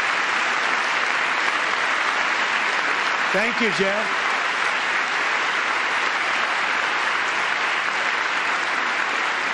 Stories like Jeff's remind us that tariffs are not just about protecting American jobs. They're about protecting the soul of our country. Tariffs are about making America rich again and making America great again, and it's happening, and it will happen rather quickly. There'll be a little disturbance, but we're okay with that. It won't be much. No, you're not. Oh. And look where Biden took us, very low, the lowest we've ever been. Jeff, I want to thank you very much. And I also want to recognize another person who has devoted herself to foster care community. She works so hard on it. A very loving person, our magnificent First Lady of the United States.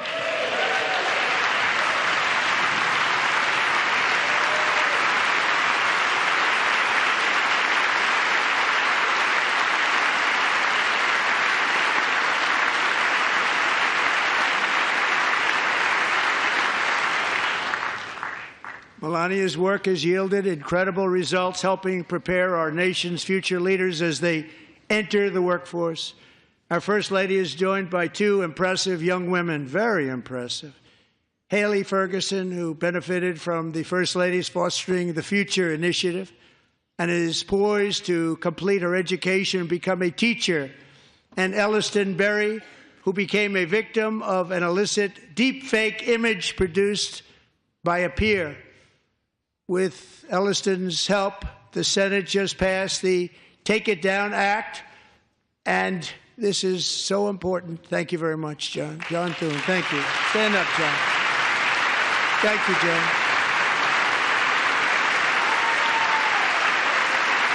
Thank you all very much.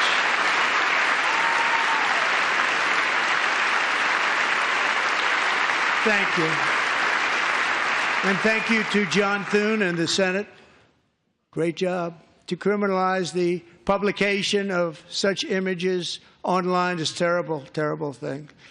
And once it passes the House, I look forward to signing that bill into law. Thank you. And I'm going to use that bill for myself, too, if you don't mind. Because nobody gets treated worse than I do online. Nobody. That's great. Thank you very much to the Senate. Thank you. But if we truly care about protecting Americans' children, no step is more crucial than securing America's borders. Over the past 4 years, 21 million people poured into the United States. Many of them were murderers, human traffickers, gang members, and other criminals from the streets of dangerous cities all throughout the world. Because of Joe Biden's insane and very dangerous open border policies, they are now strongly embedded in our country, but we are getting them out and getting them out fast.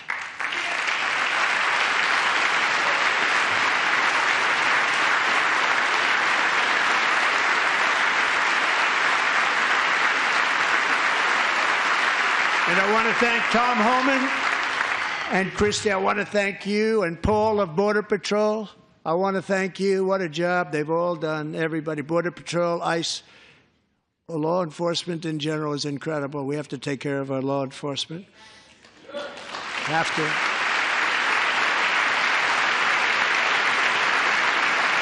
Last year,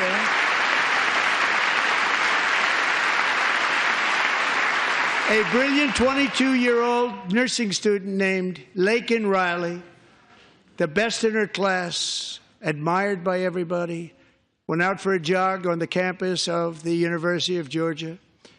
That morning, Laken was viciously attacked, assaulted, beaten, brutalized, and horrifically murdered. Laken was stolen from us by a savage illegal alien gang member who was arrested while trespassing across Biden's open southern border and then set loose into the United States under the heartless policies of that failed administration. It was indeed a failed administration. He had then been arrested and released in a Democrat-run sanctuary city, a disaster, before ending the life of this beautiful young angel. With us this evening are Laken's beloved mother, Allison, and her sister, Lauren.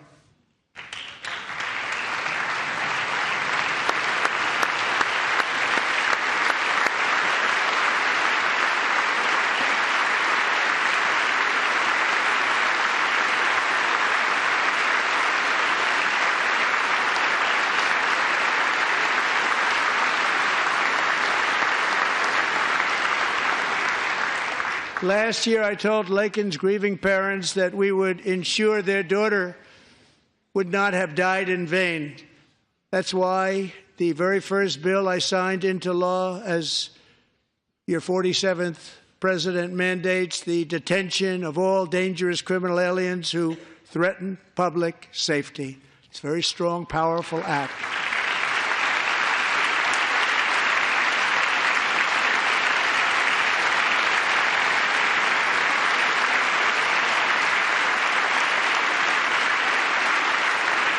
It's called the Laken-Riley Act. So Allison and Lauren, America will never, ever forget our beautiful Laken Hope Riley.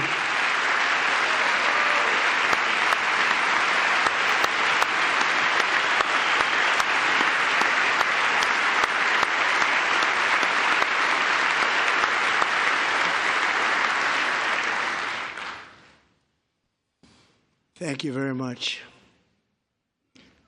Since taking office, my administration has launched the most sweeping border and immigration crackdown in American history, and we quickly achieved the lowest numbers of illegal border crossers ever recorded. Thank you.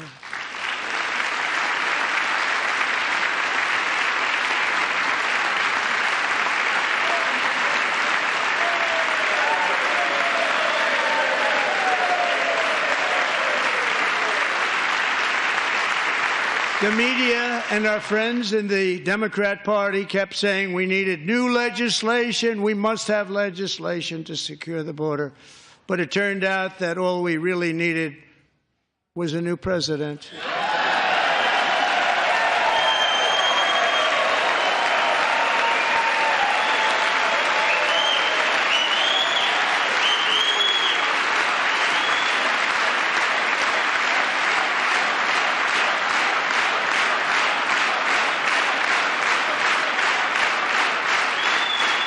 Thank you. Joe Biden didn't just open our borders, he flew illegal aliens over them to overwhelm our schools, hospitals, and communities throughout the country. Entire towns like Aurora, Colorado, and Springfield, Ohio, buckled under the weight of the migrant occupation and corruption like nobody's ever seen before. Beautiful towns destroyed. Now, just as I promised in my inaugural address, we are achieving the great liberation of America.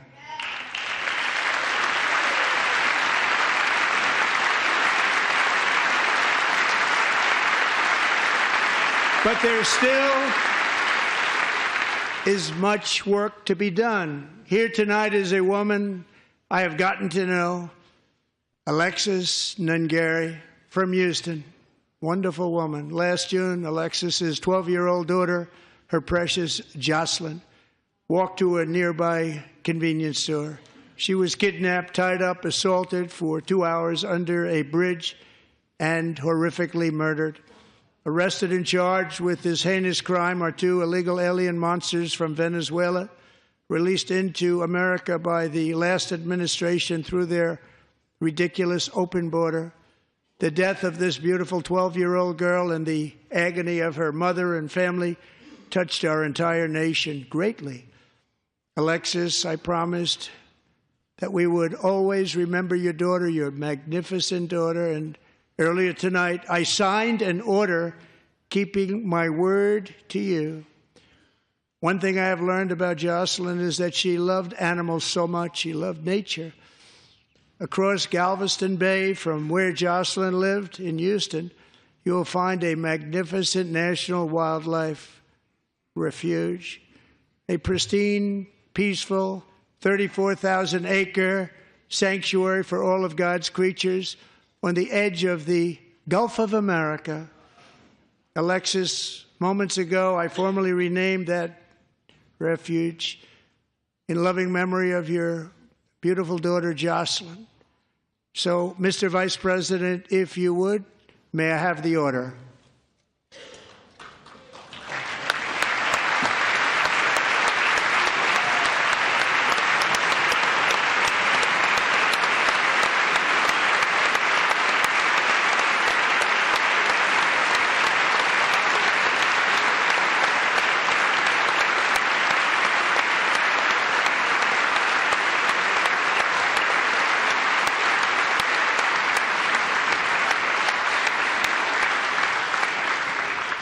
Thank you very much. All three savages charged with Jocelyn and Lakin's murders were members of the Venezuelan prison gang, the toughest gang, they say, in the world, known as Tren de Aragua. 2 weeks ago, I officially designated this gang, along with MS-13 and the bloodthirsty Mexican drug cartels, as foreign terrorist organizations.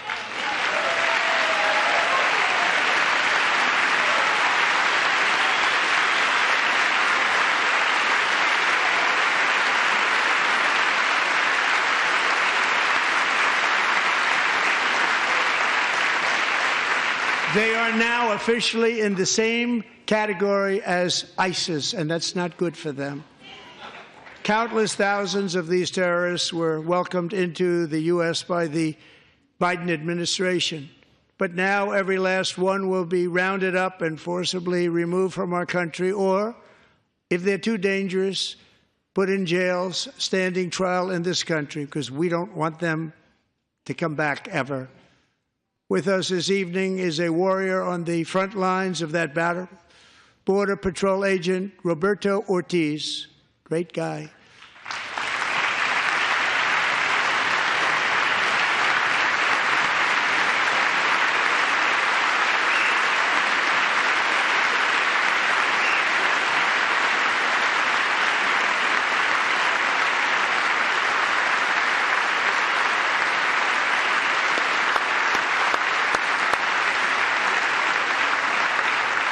In January, Roberto and another agent were patrolling by the Rio Grande near an area known as Cartel Island. Doesn't sound too nice to me. When heavily armed gunmen started shooting at them, Roberto saw that his partner was totally exposed, at great danger, and he leapt into action, returning fire and providing crucial seconds for his fellow agent to seek safety, just barely. I have some of the prints of that event, and it was not good. Agent Ortiz, we salute you for your great courage and for your line of fire that you took and for the bravery that you showed. We honor you, and we will always honor you. Thank you, Roberto, very much.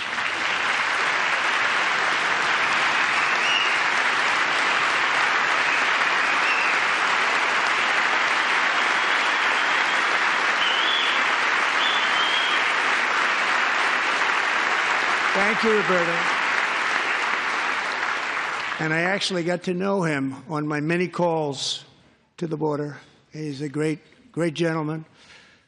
The territory to the immediate south of our border is now dominated entirely by criminal cartels that murder, rape, torture, and exercise total control. They have total control over a whole nation, posing a grave threat to our national security. The cartels are waging war in America, and it's time for America to wage war on the cartels, which we are doing.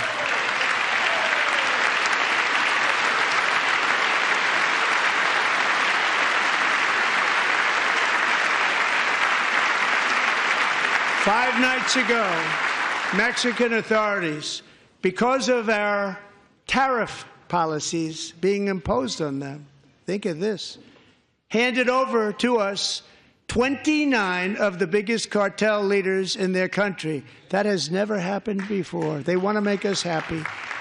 First time ever. But we need Mexico and Canada to do much more than they've done, and they have to stop the fentanyl and drugs pouring into the USA. They're going to stop it. I have sent Congress a detailed funding request laying out exactly how we will eliminate these threats to protect our homeland and complete the largest deportation operation in American history, larger even than current record holder President Dwight D. Eisenhower, a moderate man but someone who believed very strongly in borders. Americans expect Congress to send me this funding without delay so I can sign it into law. So, Mr. Speaker, John Thune, both of you, I hope you're going to be able to do that, Mr. Speaker. Thank you. Mr. Leader, thank you. Thank you very much. And let's get it to me. I'll sign it so fast, you won't even believe it.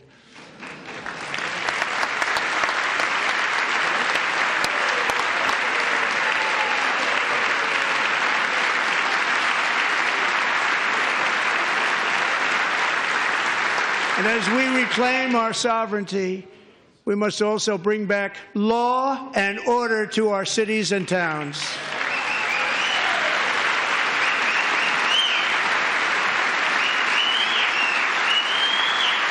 In recent years, our justice system has been turned upside down by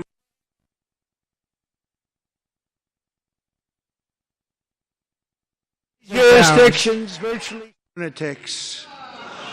Many jurisdictions virtually ceased enforcing the law against dangerous repeat offenders while weaponizing law enforcement against political opponents like me. My administration has acted swiftly and decisively to restore fair, equal, and impartial justice under the constitutional rule of law, starting at the FBI and the DOJ. Pam, good luck. Cash, wherever you may be, good luck. Good luck. Pam Bondi, good luck. So important. Going to do a great job. Cash, thank you. Thank you, Cash.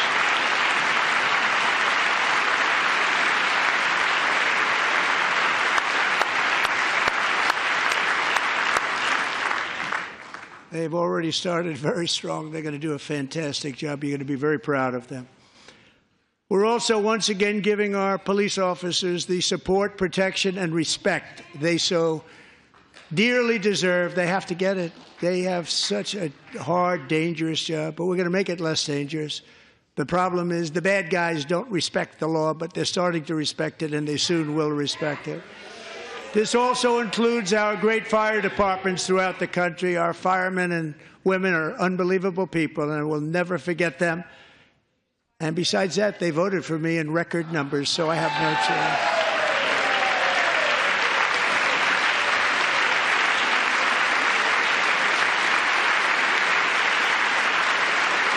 1 year ago this month, 31-year-old New York police officer Jonathan Diller, unbelievably wonderful person and a great officer, was gunned down at a traffic stop on Long Island. I went to his funeral. The vicious criminal charged with his murder had 21 prior arrests, and they were rough arrests, too. He was a real bad one. The thug in the seat next to him had 14 prior arrests and went by the name of Killer. He was Killer. He killed other people, they say, a lot of them. I attended Officer Diller's service, and when I met his wife and one-year-old son, Ryan, it was very inspirational, actually. His widow's name is Stephanie, and she is here tonight. Stephanie, thank you very much, Stephanie. Thank you very much.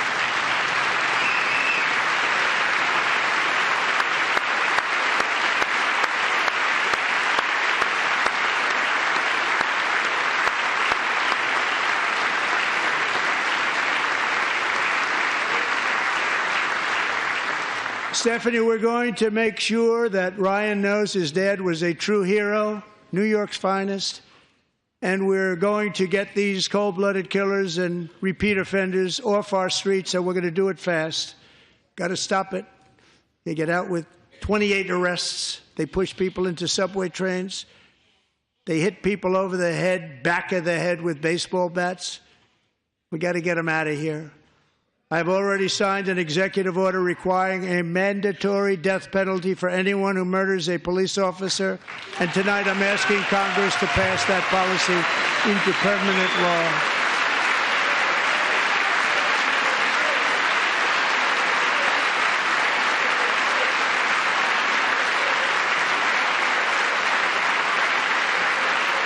I'm also asking for a new crime bill getting tough on repeat offenders while enhancing protections for America's police officers so they can do their jobs without fear of their lives being totally destroyed. They don't want to be killed. We're not going to let them be killed. Joining us in the gallery tonight is a young man who truly loves our police. His name is DJ Daniel. He is 13 years old, and he has always dreamed of becoming a police officer.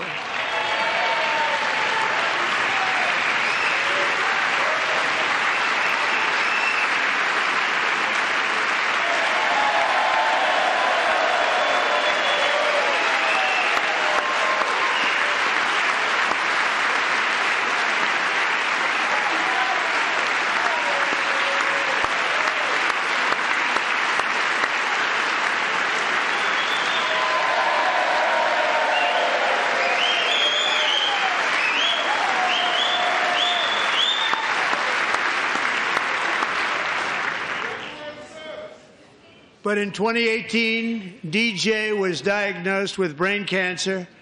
The doctors gave him 5 months at most to live. That was more than 6 years ago.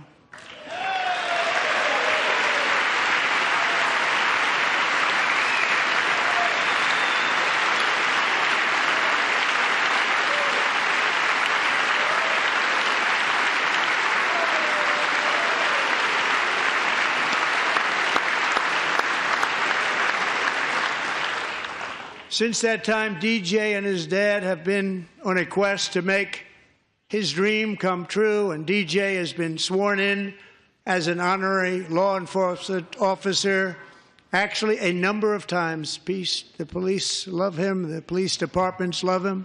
And tonight, DJ, we're going to do you the biggest honor of them all. I am asking our new Secret Service Director, Sean Curran, to officially make you an agent of the United States Secret Service.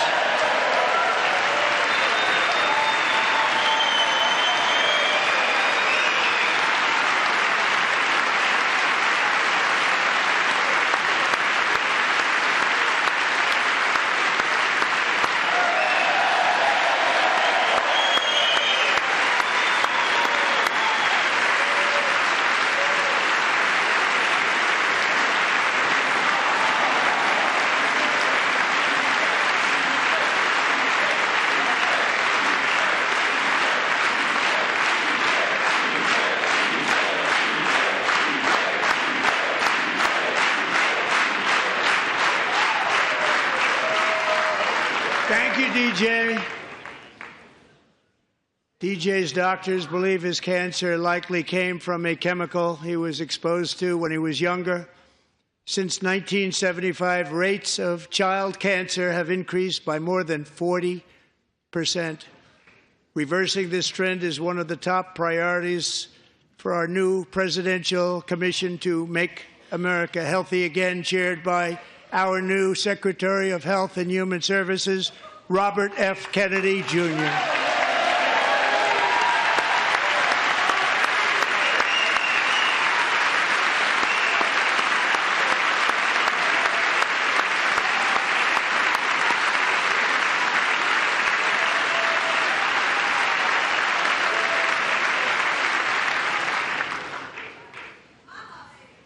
With the name Kennedy, you would have thought everybody over here would have been cheering. How quickly they forget. Our goal is to get toxins out of our environment, poisons out of our food supply, and keep our children healthy and strong. As an example, not long ago, and you can't even believe these numbers, 1 in 10,000 children had autism, 1 in 10,000. And now it's 1 in 36. There's something wrong. 1 in 36. Think of that. So we're going to find out what it is, and there's nobody better than Bobby and all of the people that are working with you. You have the best to figure out what is going on. Okay, Bobby? Good luck. It's a very important job. Thank you.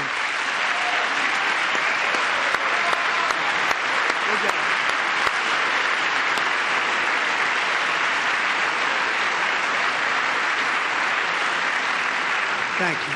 My administration is also working to protect our children from toxic ideologies in our schools.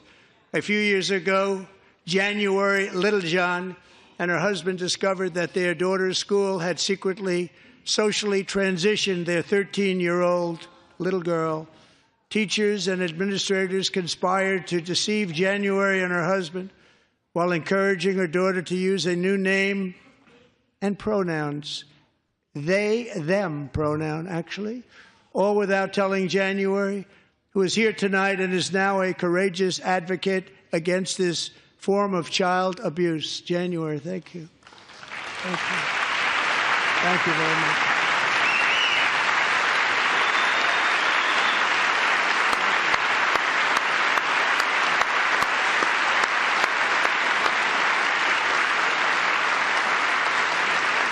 Thank you. Stories like this are why, shortly after taking office, I signed an executive order banning public schools from indoctrinating our children with transgender ideology.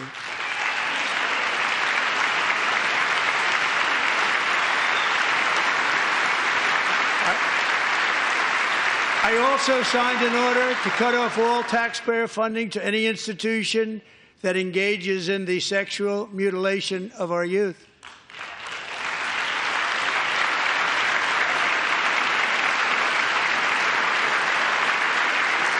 And now I want Congress to pass a bill permanently banning and criminalizing sex changes on children and forever ending the lie that any child is trapped in the wrong body. This is a big lie.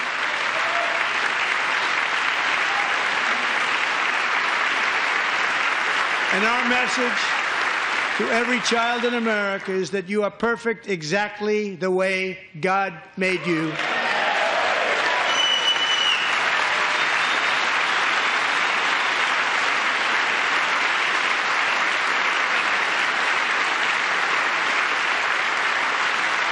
Because we're getting wokeness out of our schools and out of our military, and it's already out, and it's out of our society. We don't want it.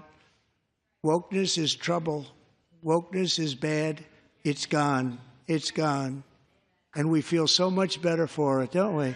Don't we feel better?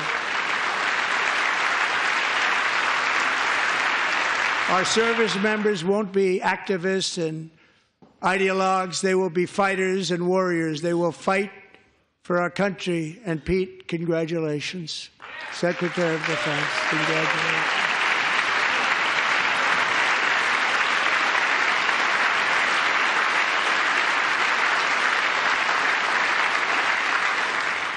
And he's not big into the woke movement, I can tell you. I know him well. I am pleased to report that in January, the U.S. Army had its single best recruiting month in 15 years, and that all armed services are having among the best recruiting results ever in the history of our services. What a difference.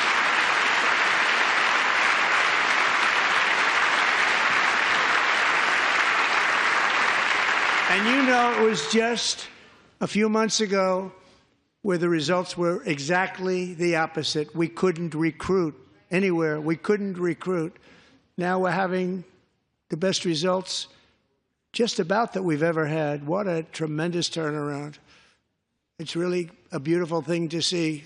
People love our country again. It's very simple. They love our country, and they love being in our military again. So it's a great thing, and thank you very much. Great job. Thank you.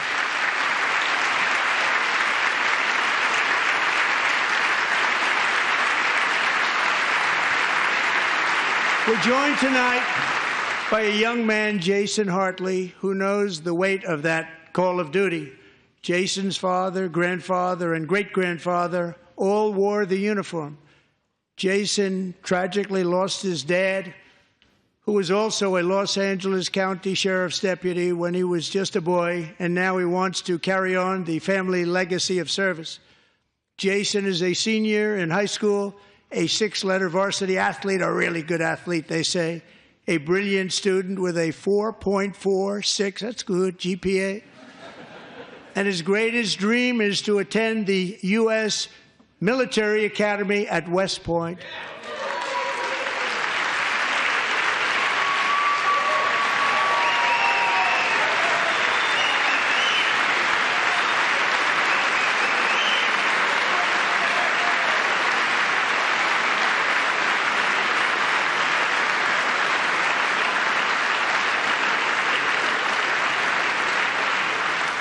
And Jason, that's a very big deal getting in. That's a hard one to get into. But I'm pleased to inform you that your application has been accepted.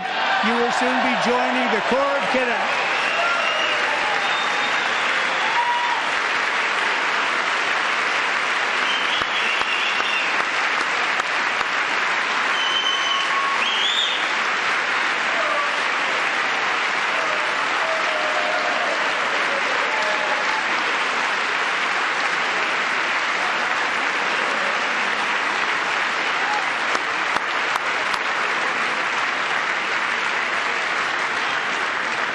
Thank you. Jason, you're going to be on the long gray line, Jason. As Commander-in-Chief, my focus is on building the most powerful military of the future. As a first step, I'm asking Congress to fund a state-of-the-art Golden Dome missile defense shield to protect our homeland, all made in the USA.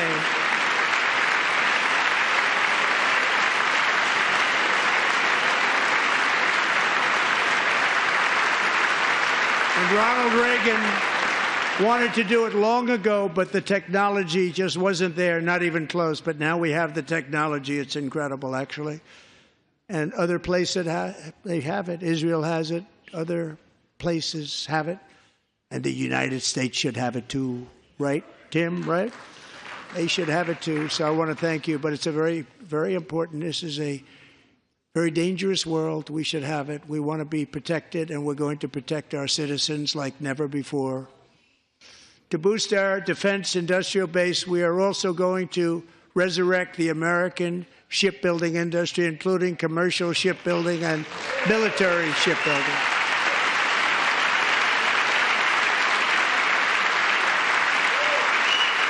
And for that purpose, I am announcing tonight that we will create a new Office of Shipbuilding in the White House and offer special tax incentives to bring this industry home to America where it belongs. We used to make so many ships.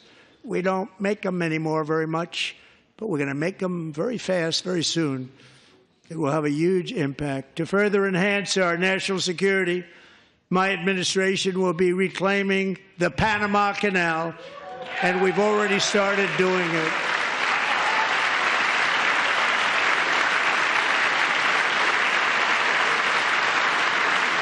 Just today, a large American company announced they are buying both ports around the Panama Canal and lots of other things having to do with the Panama Canal and a couple of other canals. The Panama Canal was built by Americans for Americans, not for others, but others could use it. But it was built at tremendous cost of American blood and treasure. 38,000 workers died building the Panama Canal. They died of malaria. They died of snake bites and mosquitoes. Not a nice place to work. They paid them very highly to go there, knowing there was a 25% chance that they would die. The most expensive project also that was ever built in our country's history, if you bring it up to modern-day costs. It was given away by the Carter administration for $1. But that agreement has been violated very severely. We didn't give it to China. We gave it to Panama, and we're taking it back.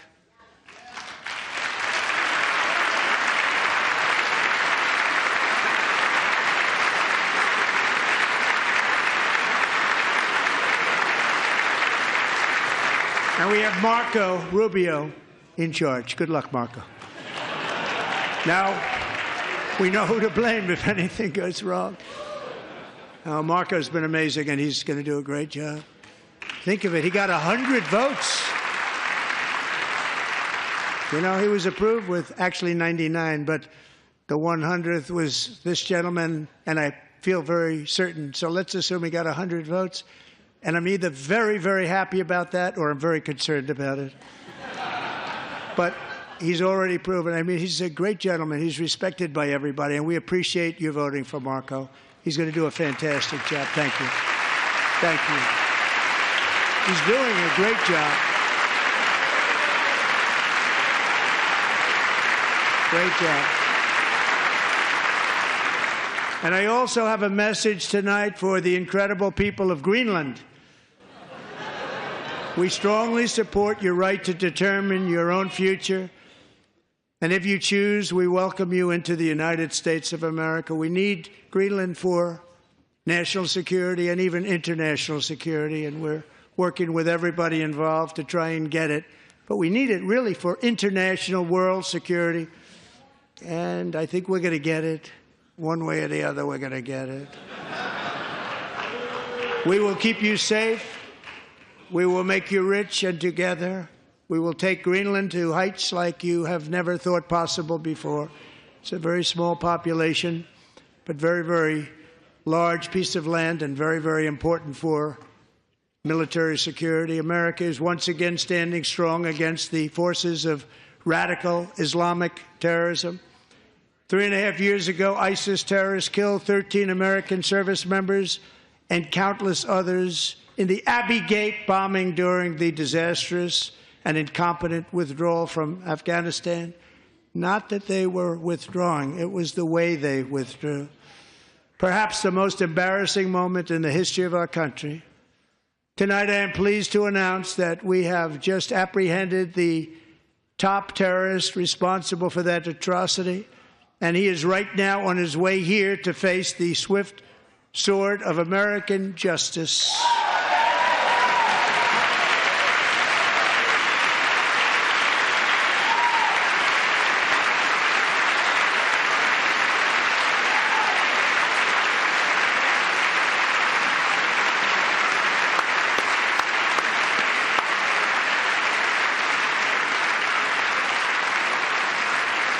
And I want to thank especially the government of Pakistan for helping arrest this monster. This was a very momentous day for those 13 families who I actually got to know very well, most of them, whose children were murdered, and the many people that were so badly, over 42 people, so badly injured on that fateful day in Afghanistan. What a horrible day. Such incompetence was shown that when Putin saw what happened, I guess he said, wow, maybe this is my chance. That's how bad it was. Should have never happened. Grossly incompetent people. I spoke to many of the parents and loved ones, and they're all in our hearts tonight. Just spoke to them on the phone. We had a big call. Every one of them called, and everybody was on the line, and they did nothing but cry with happiness. They were very happy, as happy as you can be under those circumstances. Their child, brother, sister, son, daughter was killed for no reason whatsoever. In the Middle East, we're bringing back our hostages from Gaza. In my first term, we achieved one of the most groundbreaking peace agreements in generations, the Abraham Accords.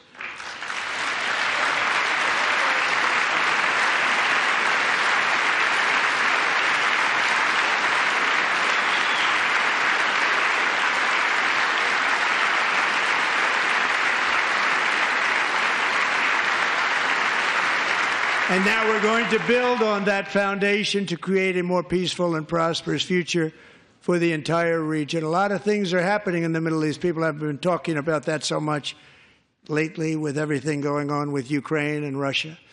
But a lot of things are happening in the Middle East. It's a rough neighborhood, actually. I'm also working tirelessly to end the savage conflict in Ukraine. Millions of Ukrainians and Russians have been needlessly killed or wounded in this horrific and brutal conflict with no end in sight. The United States has sent hundreds of billions of dollars to support Ukraine's defense with no security, with no anything.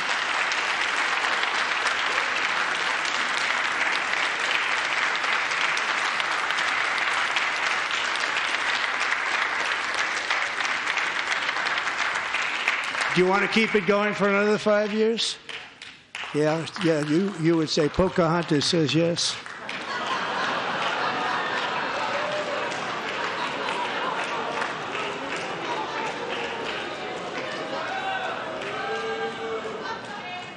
$2,000 people are being killed every single week. More than that. They're Russian young people. They're Ukrainian young people. They're not Americans. But I want it to stop. Meanwhile, Europe has sadly spent more money buying Russian oil and gas than they have spent on defending Ukraine, by far. Think of that. They've spent more buying Russian oil and gas than they have defending. And we've spent perhaps $350 billion, like taking candy from a baby. That's what happened.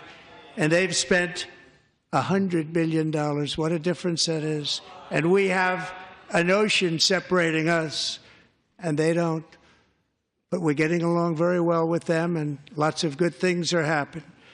Biden has authorized more money in this fight than Europe has spent by billions and billions of dollars. It's hard to believe that they wouldn't have stopped it and said at some point, come on, let's equalize. You got to be equal to us. But that didn't happen. Earlier today, I received an important letter from President Zelensky of Ukraine. The letter reads, Ukraine is ready to come to the negotiating table as soon as possible to bring lasting peace closer. Nobody wants peace more than the Ukrainians, he said. My team and I stand ready to work under President Trump's strong leadership to get a peace that lasts. We do really value how much America has done to help Ukraine maintain its sovereignty and independence. Regarding the agreement on minerals and security, Ukraine is ready to sign it at any time that is convenient for you. I appreciate that he sent this letter, just got it a little while ago.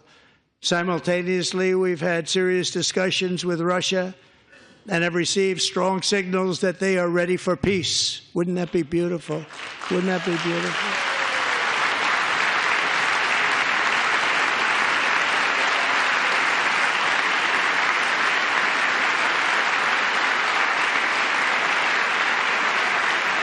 Wouldn't that be beautiful?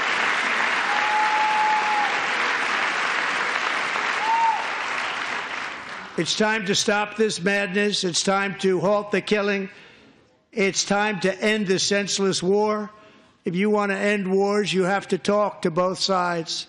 Nearly 4 years ago, amid rising tensions, a history teacher named Mark Fogel was detained in Russia and sentenced to 14 years in a penal colony. Rough stuff. The previous administration barely lifted a finger to help him. They knew he was innocent, but they had no idea where to begin. But last summer, I promised his 95-year-old mother, Malphine, that we would bring her boy safely back home. After 22 days in office, I did just that, and they are here tonight.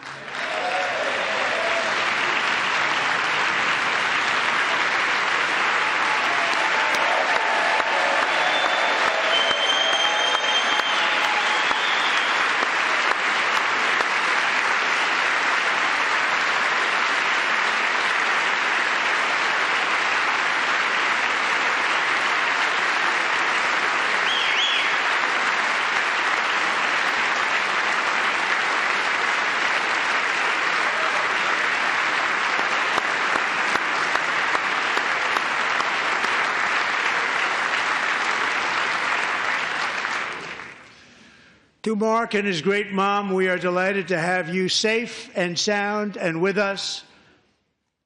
As fate would have it, Mark Fogel was born in a small rural town in Butler, Pennsylvania. Have you heard of it?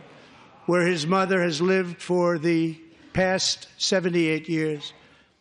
I just happened to go there last July 13th for a rally. That was not pleasant. And that is where I met his beautiful mom right before I walked onto that stage. And I told her I would not forget what she said about her son.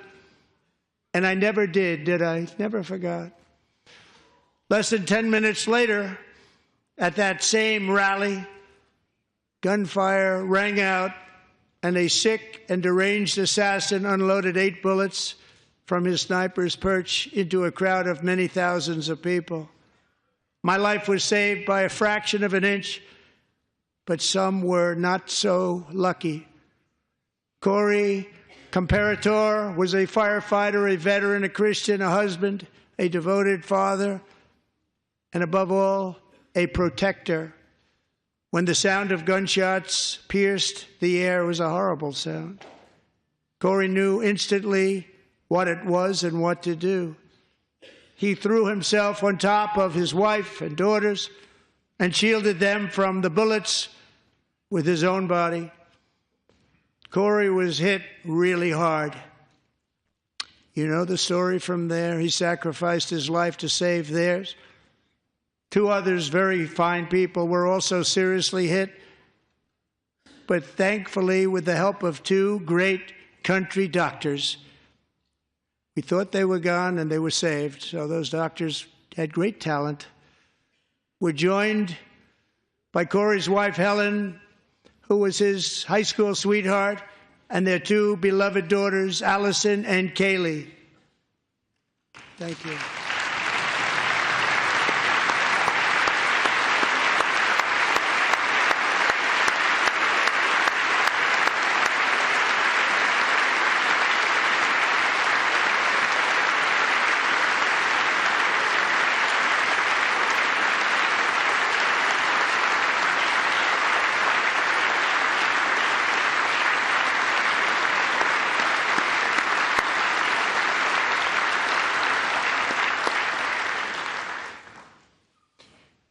To Helen, Allison, and Kaylee, Corey is looking down on his three beautiful ladies right now, and he is cheering you on. He loves you.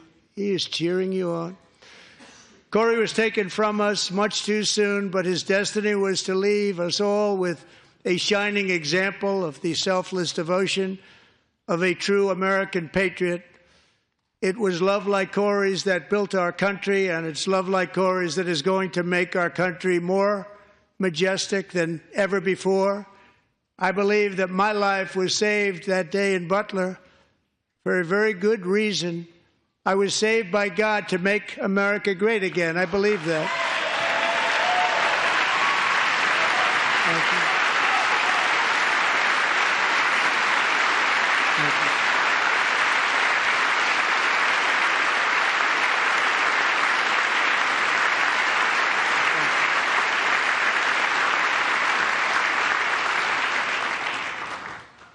Thank you very much. From the patriots of Lexington and Concord to the heroes of Gettysburg and Normandy, from the warriors who crossed the Delaware to the trailblazers who climbed the Rockies, and from the legends who soared at Kitty Hawk to the astronauts who touched the moon, Americans have always been the people who defied all odds, transcended all dangers, made the most extraordinary sacrifices, and did whatever it took to defend our children, our country, and our freedom.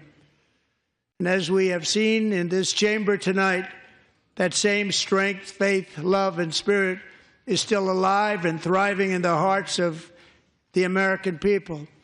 Despite the best efforts of those who would try to censor us, silence us, break us, destroy us, Americans are today a proud, free, sovereign, and independent nation that will always be free, and we will fight for it till death. We will never let anything happen to our beloved country, because we are a country of doers, dreamers, fighters, and survivors.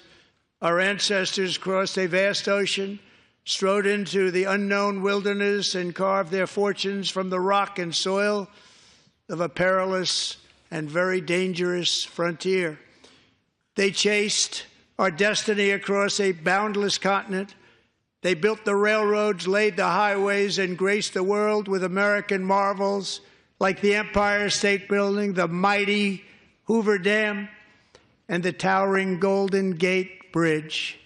They lit the world with electricity, broke free of the force of gravity, fired up the engines of American industry, vanquished the communists, fascists, and Marxists all over the world, and gave us countless modern wonders sculptured out of iron, glass, and steel. We stand on the shoulders of these pioneers who won and built the modern age, these workers who poured their sweat into the skylines of our cities, these warriors who shed their blood on fields of battle and gave everything they had for our rights and for our freedom. Now it is our time to take up the righteous cause of American liberty. And it is our turn to take America's destiny into our own hands and begin the most thrilling days in the history of our country. This will be our greatest era. With God's help, over the next 4 years, we are going to lead this nation even higher. And we are going to forge the freest, most advanced, most dynamic, and most dominant civilization ever to exist on the face of this earth. We are going to create the highest quality of life, build the safest and wealthiest and healthiest and most vital communities anywhere in the world. We are going to conquer the vast frontiers of science, and we are going to lead humanity into space and plant the American flag on the planet Mars and even far beyond.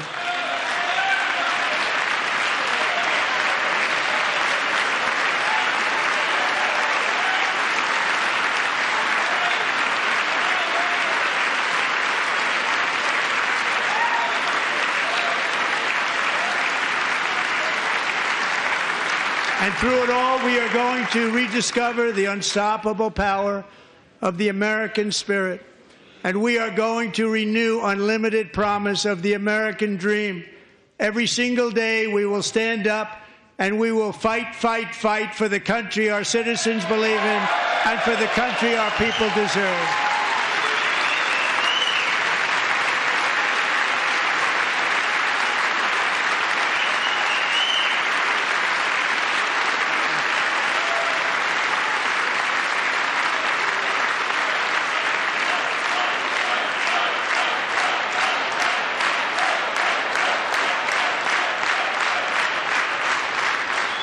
My fellow Americans, get ready for an incredible future, because the golden age of America has only just begun.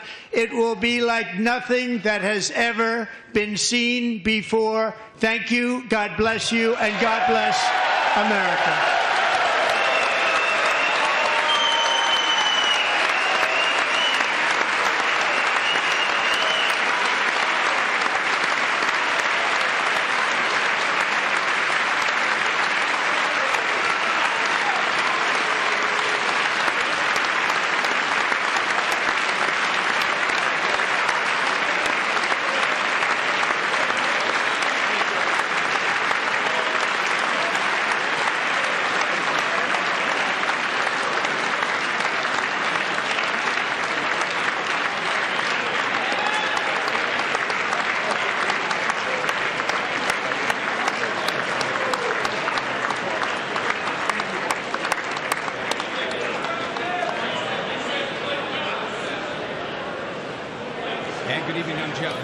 Los Angeles. So this is the Salem News Channel, and we are bringing to you post-analysis of President Trump's address to the nation in front of a joint session of Congress, which just wrapped up with the final words of the president, the 47th president, saying, "God bless America." That was about a 2-hour speech. It started just roughly after 6 o'clock this morning, or this evening, rather, Washington, D.C. time, and that has just wrapped up after almost 2 hours. That is President Trump's address to Congress. And we have post-analysis here on the Salem News Channel. We have a number of Salem News Channel hosts that we'll be talking with here to provide analysis and response. We'll also bring to you live here the Democratic response of Michigan Senator Alyssa Slotkin. When that happens live, we will bring that to you here on the Salem News Channel. We'll be able to bring that to you in its entirety. Let me spend some time here on the Salem News Channel to bring you up to speed on what happened in that address just moments ago as President Trump wrapped up the 47th president on his 44th day delivering that address to a joint session of Congress. He, off the top there, he said that we are back as a country and that we are just getting started. And that was just within the first couple of minutes of that address. And then that's when protests from Democrats began. The pounding of the gavel by Speaker Johnson happened about 4 minutes in his address. Representative Al Green from Texas stood up and would not sit down and was challenging the president.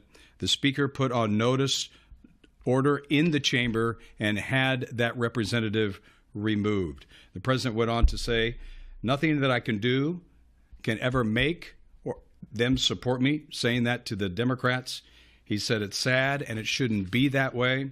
He also said that Democrats will not join me in celebrating wins for America. And a number of Democrats were not in attendance there tonight. A number of them that were wearing pink for women's rights, is my understanding. A number of them holding signs as well. So as we take a look here on the Salem News Channel as to what we're going to discuss for this post-analysis, we'll also bring you some of the very latest things and late-breaking news from this address to the nation as well. But let me bring in Carl Jackson, Chris Stigall and Rick Unger here on the Salem News Channel to discuss a little bit about this. And just with a reminder that we will go to Alyssa Slotkin. She's a Michigan senator, Democratic Michigan senator, that's going to give the Democratic response. And when that occurs, we will bring that to you here live. So let's go in alphabetical order. Carl Jackson, you watched this, obviously. What's your response? Hey, Jeff, I'm having a hard time hearing you here, but I'm having a hard time hearing Jeff for some reason, but I can tell you from what I think I'm seeing here, I love Trump's speech. It was absolutely amazing. This guy has literally put the Democrats on defense this entire night. I was concerned that a lot of them might walk out, make a foolish decision to walk out of the speech. That didn't happen. You had a kid, basically, Maxwell Frost, walked out of the speech. You had Representative, just as you mentioned, Al Green, that was kicked out of the speech and ushered out by the sergeant at arms. I thought this speech was absolutely phenomenal. It literally put Democrats on defense every single aspect of this speech.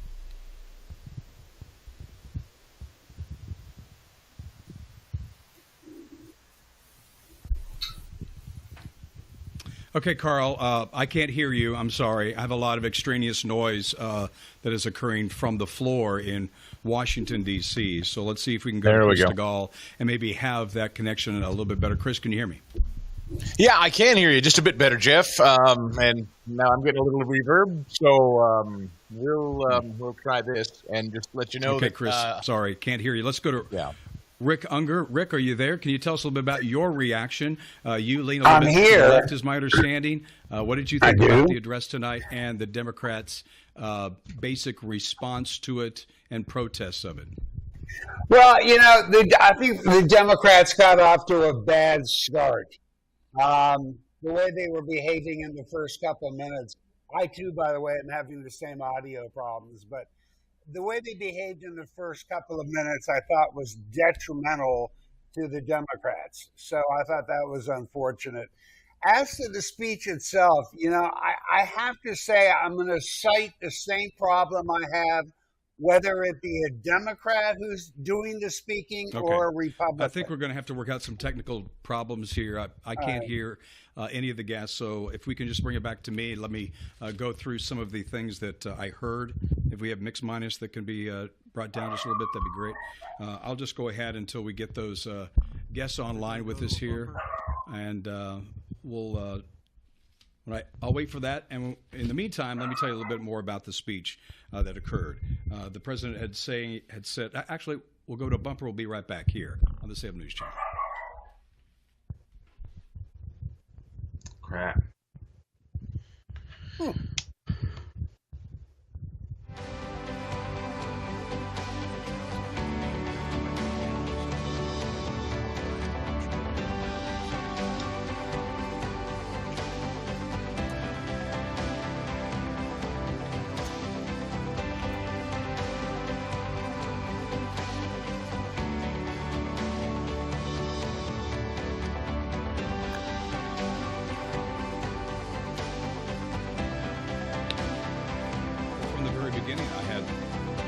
I still have mixed minus right now. Me too.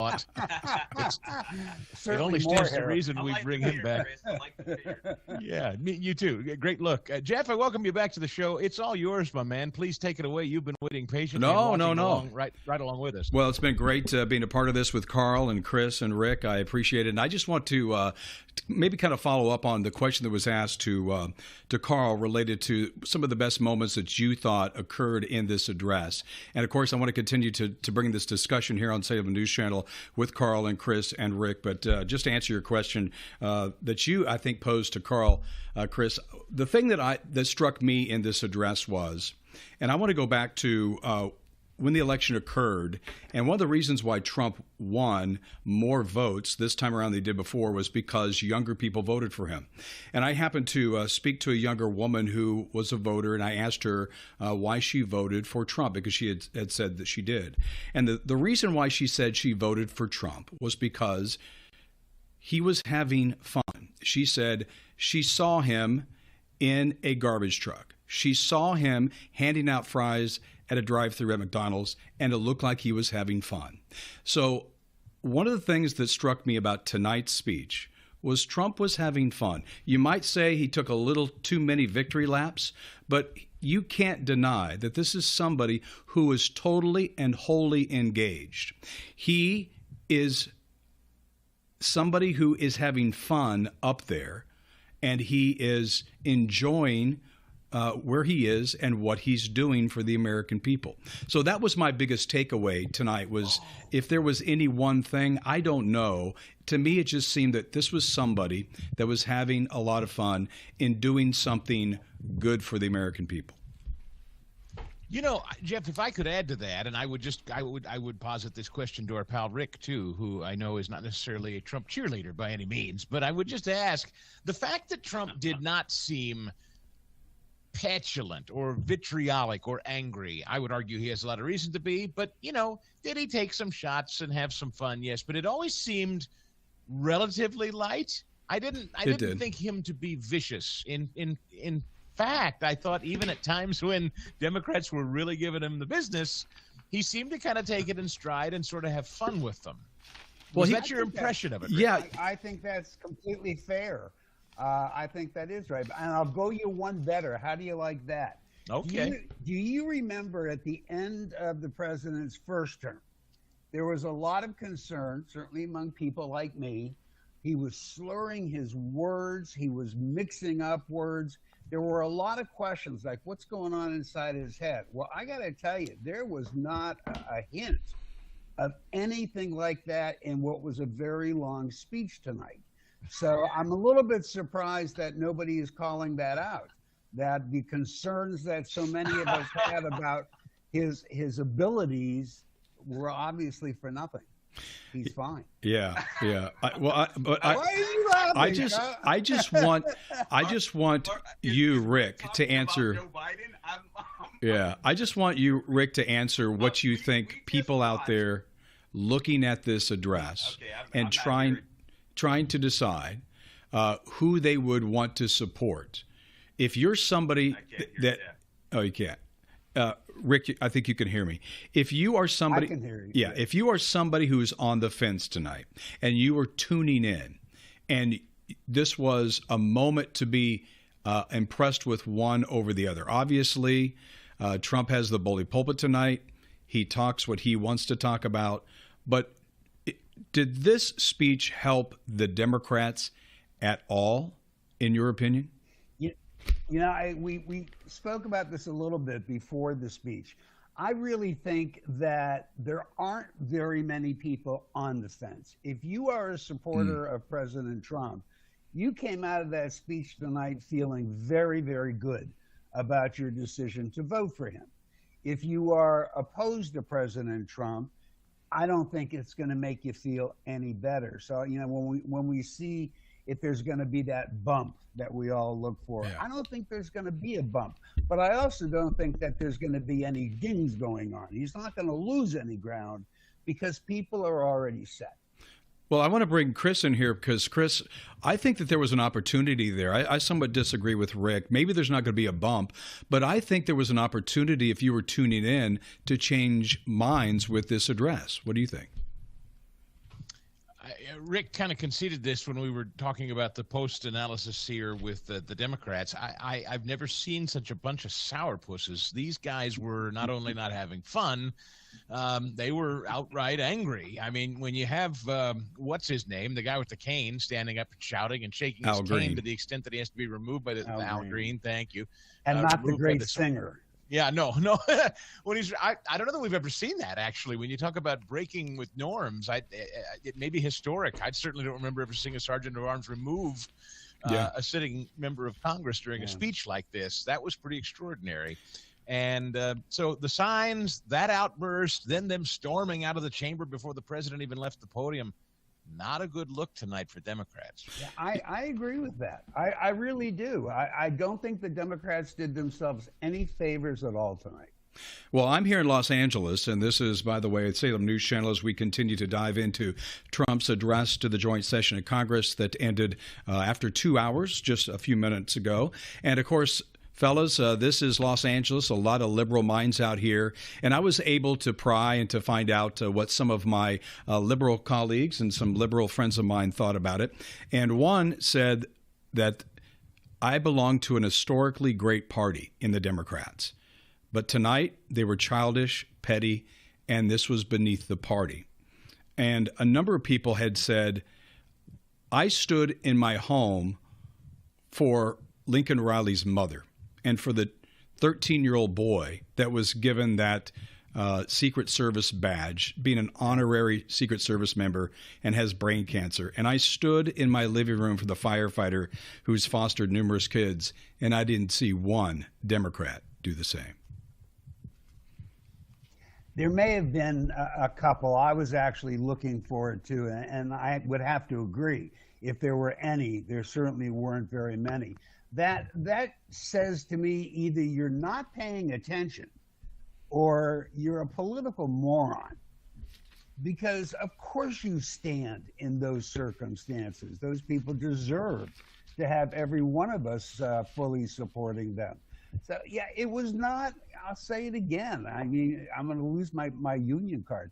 It was not it was not a good night for the Democrats. They behaved like little children, and nobody wants to see that. Well, I want to bring up some of the things that were breaking news in this address tonight, things that I hadn't heard before from the White House, from Trump, from this administration. Carl, if you're able to hear us, or Chris, if you could weigh in on this. Some of the things that I saw was the expansion of rare earth minerals and mining in America. That was something that Trump brought up tonight. He said starting April 2nd, the United States would conduct reciprocal tariffs. They will kick in on April 2nd. He also said that there might be tax-deductible interest rate payments for auto loans for cars built in America. He said, and a lot of people, I think, support this, mandatory death penalty for anyone who's found guilty for killing a police officer, and he wants to bring shipbuilding back to America. Carl, which one of those struck you? Or Chris, since it looks like we don't have Carl. Yeah, boy, so many of those, every one of those you ticked off was somewhat jaw-dropping. Between the personal stories and those policy directives, again, it was hard to feel bad about, honestly, Jeff, and I don't mean to sound like a sycophant here. If I'm going to be critical of any part of the speech, the only thing that I wish he'd done a little more of was explaining the tariffs. Yeah. He said at one point, and I quoted it here, well, I posted it on X because I thought it was an interesting quote, and one that I don't know that really stuck. When he brought up tariffs, and he said specifically that tariffs are about protecting the soul of our country, there will be a little disturbance, but we're okay with that. I don't know about that. And what does a little disturbance mean, and how long does that disturbance last? Yeah, I think he might have. Something that President Trump has to be very careful He might about. have called that a pinch point, if I recall, and I do think that he might have glossed over that a little too much, Chris. And I think that that's something that's obviously just within the last 48 hours has been at the top of the news cycle. I was a little disappointed as well, and join you in your dismay, Chris, that I thought that was something that he could have spent more time on and explain the reason why we need to go through this. I know the reason why. You know the reason why. I'm sure, Rick, you do too.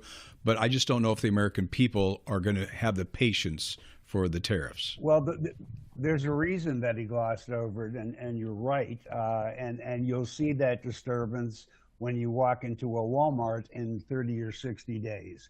That will be the disturbance. On the other hand, God, I'm going to stand up for him again. I think he did a good job in explaining how tariffs can bring work back to the United States. You don't want to pay the tariff? No problem. Open up your plants in the United States. You don't have to pay the tariff. I thought he was good on that, and I think that will register with people like, oh, that's the reason for tariffs. I think that was useful, but he did gloss over the part. And unfortunately, you know, people are very funny. You may globally get the idea, well, this is good for American employment if we see these factories opening up so people overseas don't have to pay the tariffs. But when I'm paying more money at the supermarket or at Walmart's to buy things that come from those countries, I'm probably not going to be too focused on maybe more jobs coming. So. You mentioned the mineral rights, Jeff, and Carl. I don't know, can Carl hear or not? Because Carl, I can hear Chris and Chris and Rick. I'm not able to hear Jeff. Well, those are the only voices that matter. So I'll throw to Carl for Jeff, because Jeff was just asking about some of the policy prescriptions, Carl, that Trump had laid out. The mineral element of it, Carl, I would ask you, there were some that were thinking he was going to come into this tonight talking about a deal struck with Ukraine, unless I missed it. And I confess there were a couple of times in the speech I got a little distracted, so I might not have heard it. Looked like that didn't come to fruition. Was there any particular policy prescription that stood out to you tonight, Carl? No, you know what, the tariffs deal did, and I'm with you, Chris. I thought, or at least I was hoping, that he was going to come to the speech tonight and say, listen, we've struck a deal with Zelensky. But given Zelensky's note, if you will, or his posts on Truth Social, I do believe that deal is going to come to fruition, because frankly, I don't believe Zelensky has any other choice. And beyond that, I believe it's in the interest of the Ukrainian people. And frankly, when you think about it, I love this mineral deal if it does come to fruition, Chris, because think about this. It puts Russia on their heels. It puts China on their heels. So we're no longer dependent upon them for these rare mineral earths. And then we have our NATO allies that can come to us for this stuff. I think this is a win-win situation for everybody. And Rick, I got to tell you, I'm impressed by you. You're one of my favorite Democrats already.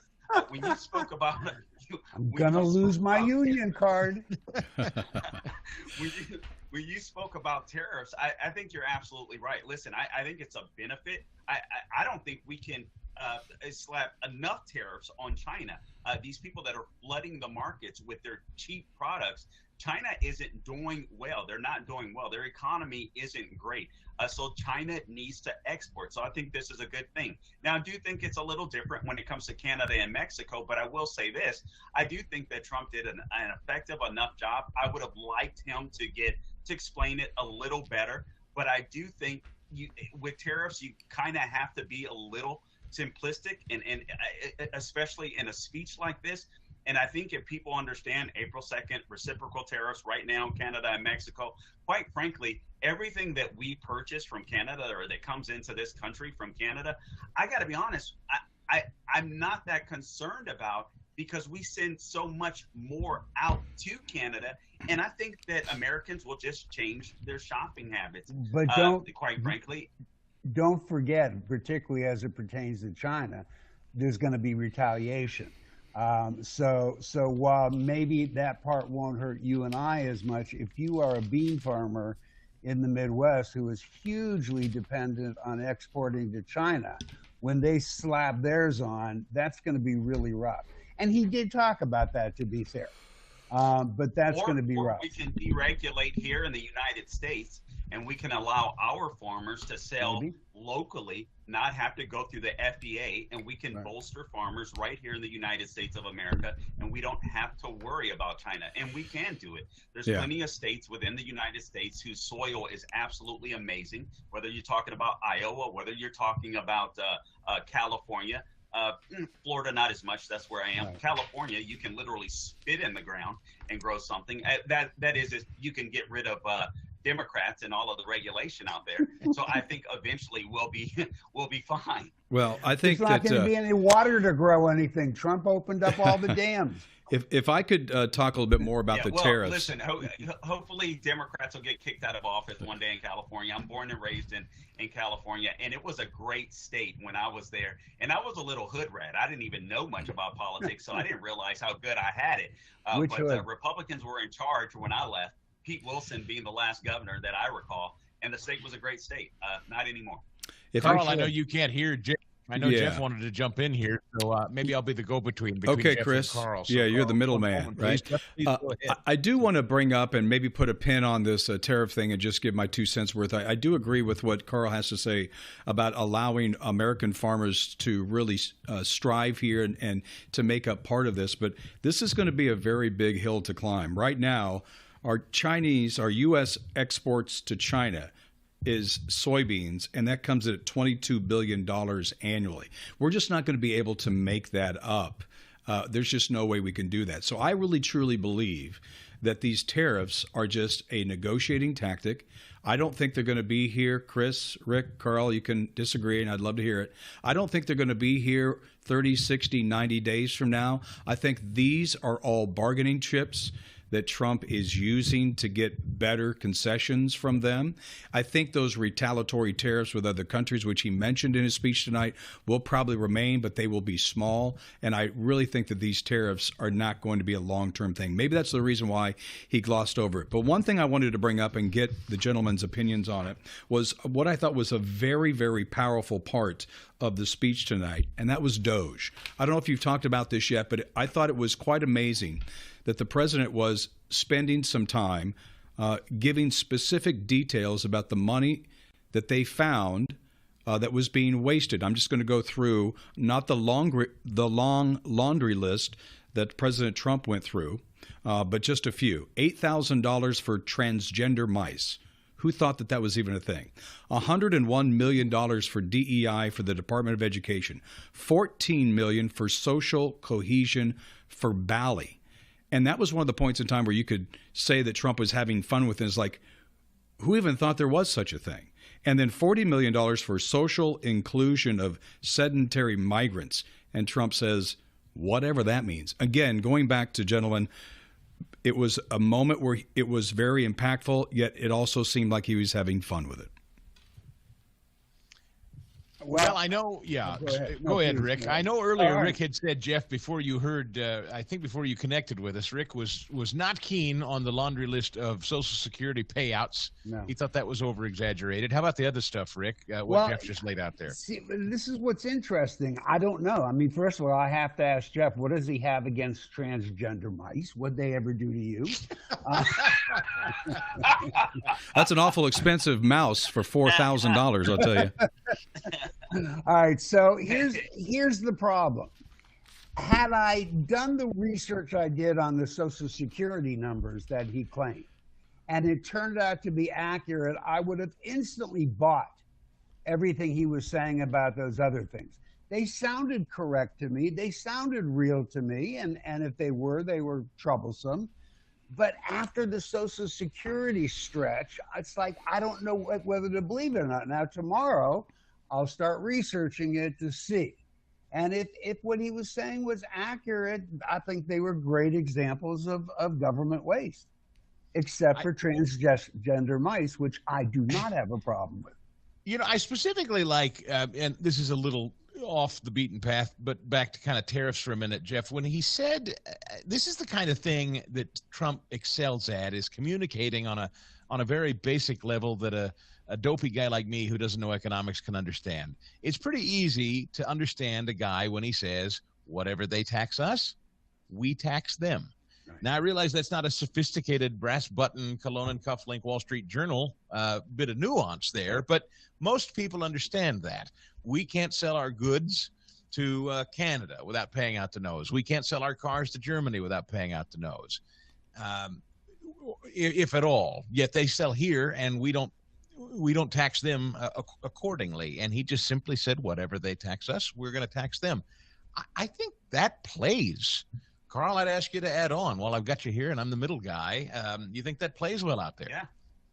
Yeah, I believe it does. Now, I do believe that some people on the left will argue, well, that's not fair because America has such a large economy, to which I would say, well, you know what? Buy into the things, the values that Americans buy into. We love capitalism. We love free markets. Now, we do have more of a mixed economy, but we're still the biggest, baddest economy out there. And so I think liberals will try to poke at that. But the bottom line is, Chris, I think you're right. People understand. People essentially get, oh, wait a minute. You mean if there's a reciprocal tax, we can sell our products there? I mean, and they bring products here, and then it's fair. People oftentimes look at things in simplistic terms. Trump has a gift, an ability to be able to do that, to be able to relate to the everyday man. And honestly, I think it'll be okay. I will say this. If the economy is not good in 6 to 9 months, we might be having a different story. Rick Unger might be making fun of us. But for right now, I'm already making fun of you. What do you mean? People want Trump to do exactly what he's doing. And quite frankly, people are quite fascinated with Doge. I cannot get enough of Doge. And frankly, I find it a little disheartening and disconcerting that Democrats are not concerned about the waste, fraud, and abuse. And rather they'll call Trump out on it. And oftentimes I'm sitting here thinking to myself, Chris, well, you guys didn't find it. You guys didn't go after it. Why not? And it turns out that a lot of this waste, fraud, and abuse has been a piggy fund, has been a slush fund, to Democrats. Just think of this. Those reports that the Department of Health and Human Services paid a nonprofit called Family Endeavors $18 million per month since March 2024 to manage an empty immigration facility in Pico, Texas. We know the story about Stacey Abrams, the group that was associated with Stacey Abrams of Georgia, where they declared in 2023 $100 of income, and then they get a check for $2 billion put into their bank account. I'm sorry. To me, the fact that Democrats are not outraged about this shows me that they don't care about waste, fraud, and abuse. They don't care about the everyday American, the blue-collar worker out there trying to earn a living. And I think it's sad commentary for the Democrat Party, to be honest. Jeff, I'll throw some defense. Oh, go ahead. Thank you. Look, I agree with you when you say that the Democrats haven't done anything about waste, fraud, and abuse, but then neither have the Republicans. Politicians love to talk about it, but the hard work of doing it, they never want to do. Now, Doge. The objective, I have no beef with. But the way it's going about, look, everything has to be done with balance and with care. To come in and want to make those changes, I applaud it. I genuinely do, because I agree that there is the waste and the fraud in government spending. But it hasn't been handled the way it needs to be handled. You don't just wholesale fire everybody. You may end up firing every single one of them. But you have to use some care and some balance. And balance is definitely missing. Jeff, I will throw back to you. Yeah. I'm sorry? I'm sorry, Chris. Go ahead. No, that's all right. I think, Carl, if I heard you correctly where you were going, just quickly, I would say, asking everybody to come back to work full time. Even Gavin Newsom is now asking California I don't object to that. Employees to come back to work full time. That's such a strange thing to argue about. Jeff, I would just throw back to you and say, here's my favorite part of the night. Okay, this is the part of the night to me that stuck out. I loved, like etching in marble. Ready? Our message to every child: you are perfect, exactly the way God made you. Oh, love it. Love it. When was the last time you heard a national elected leader say something like that, Jeff? Well, that is a very powerful part of that speech tonight among many of them. And when he showcased that 13-year-old boy that was fighting brain cancer, that was an emotional moment as well. This is a president that truly loves children, wants to help children. I want to talk about some of the cultural issues. I don't know if you guys have talked about that. And just bear in mind, we have just a few minutes because we'll be going into regular programming at the top of the hour here on the Salem News Channel. So let's go to cut number 27 of tonight's speech. Here's Trump.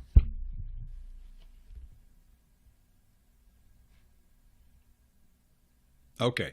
So the cut was to say we are getting wokeness out of our society. And I just want to bring this up because this would be something I think would be interesting to discuss, because at his address tonight, he talked about gender affirming care. 70% of the people in America polled oppose that for minors. The ban on biological males participating in sports. This is all woke and culture. 67% of Democrats support that ban. This is a nationwide scale. 79% as well support that, and of independents, and 94% of GOP members support that ban on biological males participating in women's sports. That was talked about tonight. Also, related to DOGE, just to go back to that, 76% of Americans support that. That was a Harvard-Harris poll that came out yesterday. So, Rick, I would love to talk to you a little bit about those cultural issues, because that was something that was attacked by Trump today, and I think that was directed specifically to Democrats. Would you say the same? Yeah, probably. I mean, I got to say, I was opposed to men in women's sports before it was cool to be that. It's illogical. It's not fair. It's not fair to the women who participate. By the way, I don't have a problem with women participating in men's sports if they'd like to do that. So, but it's all about logic. I'm a little iffier on the whole, the hospital legislation where the hospitals who provided transgender surgery were barred from getting federal money. A hospital who would perform that surgery without parental consent, no, I'm not okay with that. With parental consent, I am okay with it. And there were some good arguments made in the pre-conversation that we had. Well, then why can't I, as an adult, let my kid who's underage drink? That's a fairly good argument in response. It is, because I can't. It's not legal. So, I mean, the cultural issues are always a little bit tough. There's always two sides to them. I don't think there's two sides, though, to letting men participate in women's sports. Wrong. Carl, take it away on that. Jeff was asking about the cultural arguments President Trump was making tonight. Yeah. Honestly, Chris, I love the point that you made. I actually tweeted that out myself. That was amongst probably my top 3 moments of the night. I love the fact that Trump was willing to say that. I thought that was just so touching and endearing, and I think it's just it's so important. Actually, my wife has worked in licensed mental health counseling for quite a number of years, and it is very important, especially in young developing children, that they know exactly who they are and how God created them. And it's funny because when you and this is even speaking to other counselors, it's amazing that when you get young people to focus on other attributes of their character and who they are, whether they're struggling with gender dysphoria or what have you, when they start focusing on these other things, the gender dysphoria tends to go away. That's overwhelming when it comes to counseling and psychology, and that's exactly why California banned it, because they want the issue. They want to be able to check another box. They want to champion another group. So I'm with you, Chris. I loved that moment in particular. I just thought it was so powerful, along with the CJ moment that I talked about.